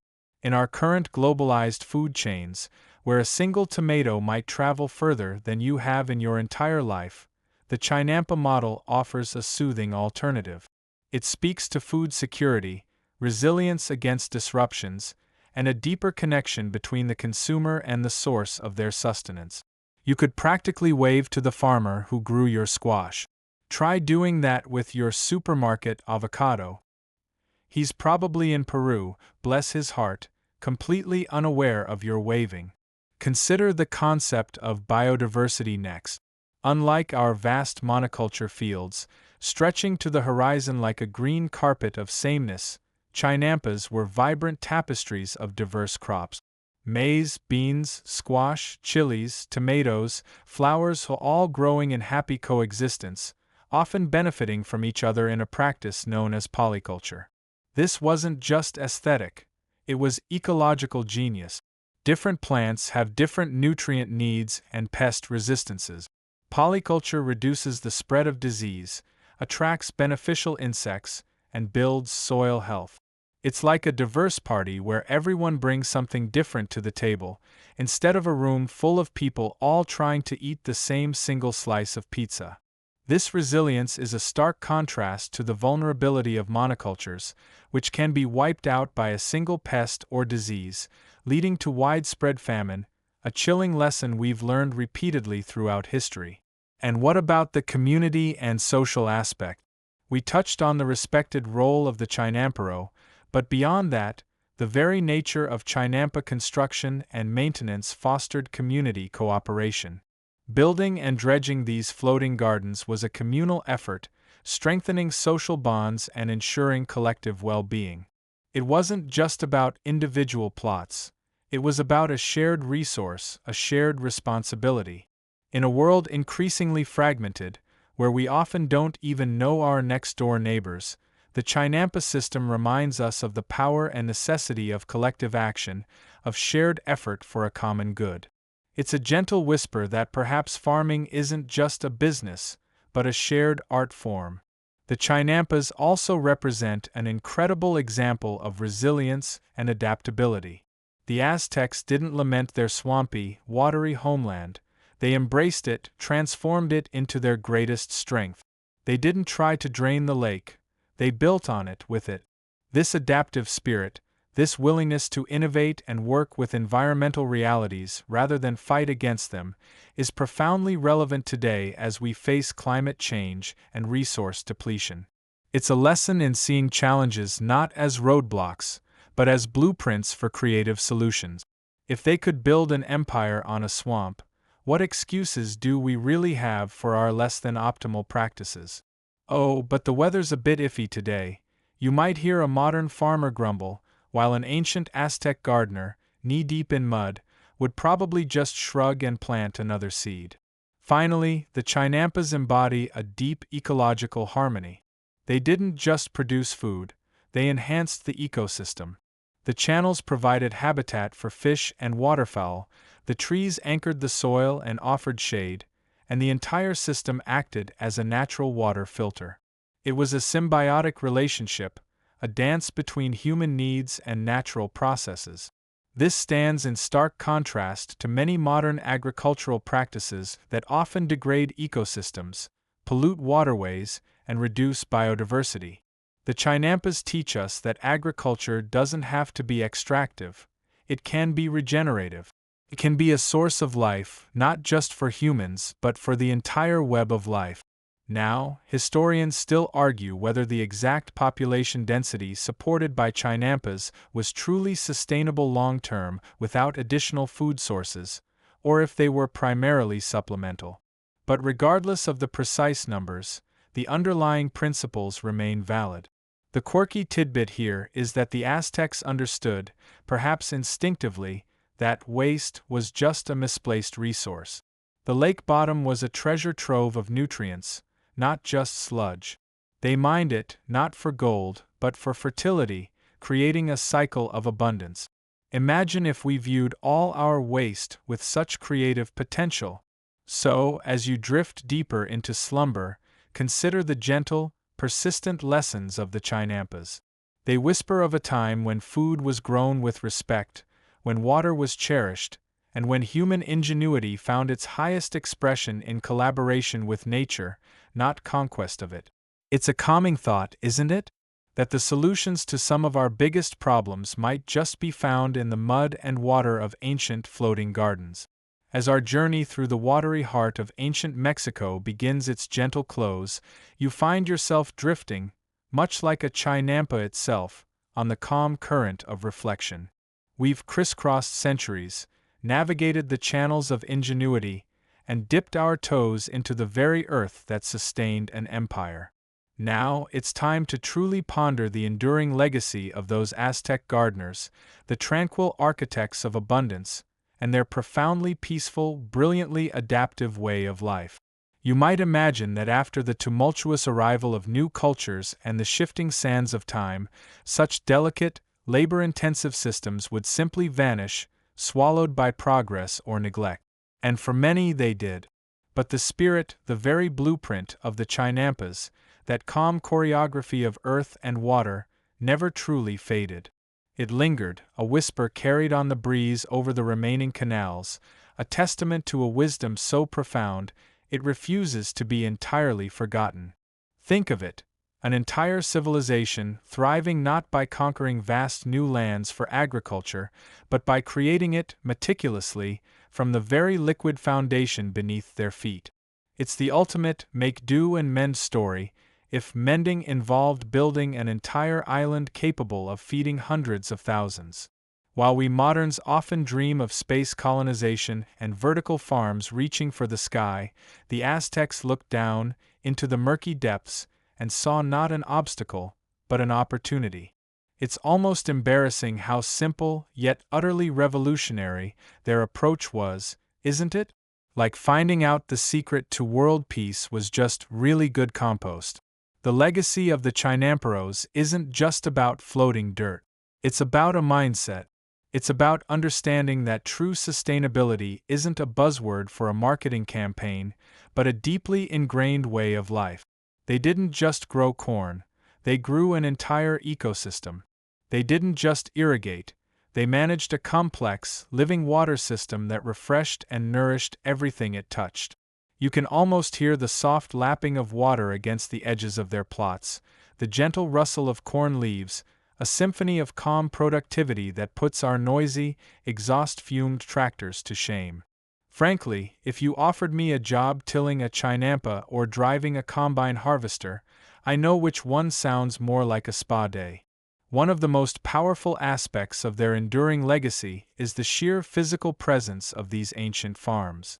Even today, if you were to visit the southern reaches of Mexico City, particularly the borough of Xochimilco, you would discover a living, breathing testament to this past. Here, a network of canals and islands, many of them original Chinampas, still exists. This isn't just a historical park. It's a functional agricultural zone, a UNESCO World Heritage Site, where a dwindling but dedicated community of modern Chinamperos continues to cultivate the land much as their ancestors did. This is a mainstream historical fact that truly anchors their legacy in the present. These aren't just ruins, they are active, working farms. It's like discovering a Roman aqueduct that still delivers your tap water. But the legacy extends beyond the physical plot. It's also in the philosophy they embodied. The Aztecs, despite their complex social hierarchies and formidable military, viewed the earth and water not as resources to be plundered, but as sacred entities to be revered and worked with. Their farming wasn't an act of domination, but one of partnership. You recall the deep spiritual reverence they held for their earth and water, how every seed was imbued with meaning. This spiritual connection to the land, this understanding of reciprocity, is perhaps the most profound lesson they offer our modern, often disconnected, world. We're so busy trying to conquer nature, when perhaps we should be trying to collaborate with it like a really chill, productive coworker. Consider the societal legacy too. The Chinamperos, far from being mere peasants, held a respected position within Tenochtitlan. Their vital role in feeding the empire meant they were skilled professionals, masters of a complex craft. This recognition of the farmer as an essential, respected member of society is something many modern cultures could still learn from. It reminds us that the hands that feed us are perhaps the most important hands of all. It's a far cry from the often overlooked and underappreciated role of agricultural workers in some parts of our world today, isn't it? And what about the quirky, fringe tidbits?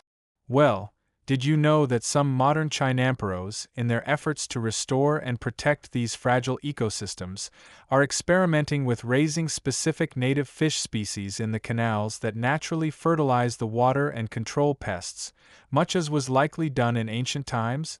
It's a hyper-localized, almost forgotten aquaculture practice that's being revived, turning the waterways into miniature, self-sustaining protein factories, just another layer of the Chinampa's incredible self-sufficiency. It's like having your fish farm and your vegetable garden all in one neat, muddy package. But the path of legacy is rarely smooth.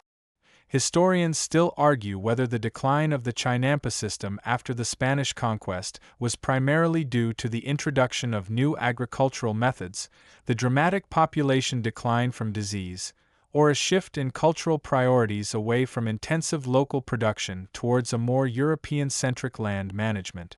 It's a complex tapestry of factors, and pinpointing a single cause is as tricky as trying to paddle a trajinera in a straight line after a particularly large Aztec feast.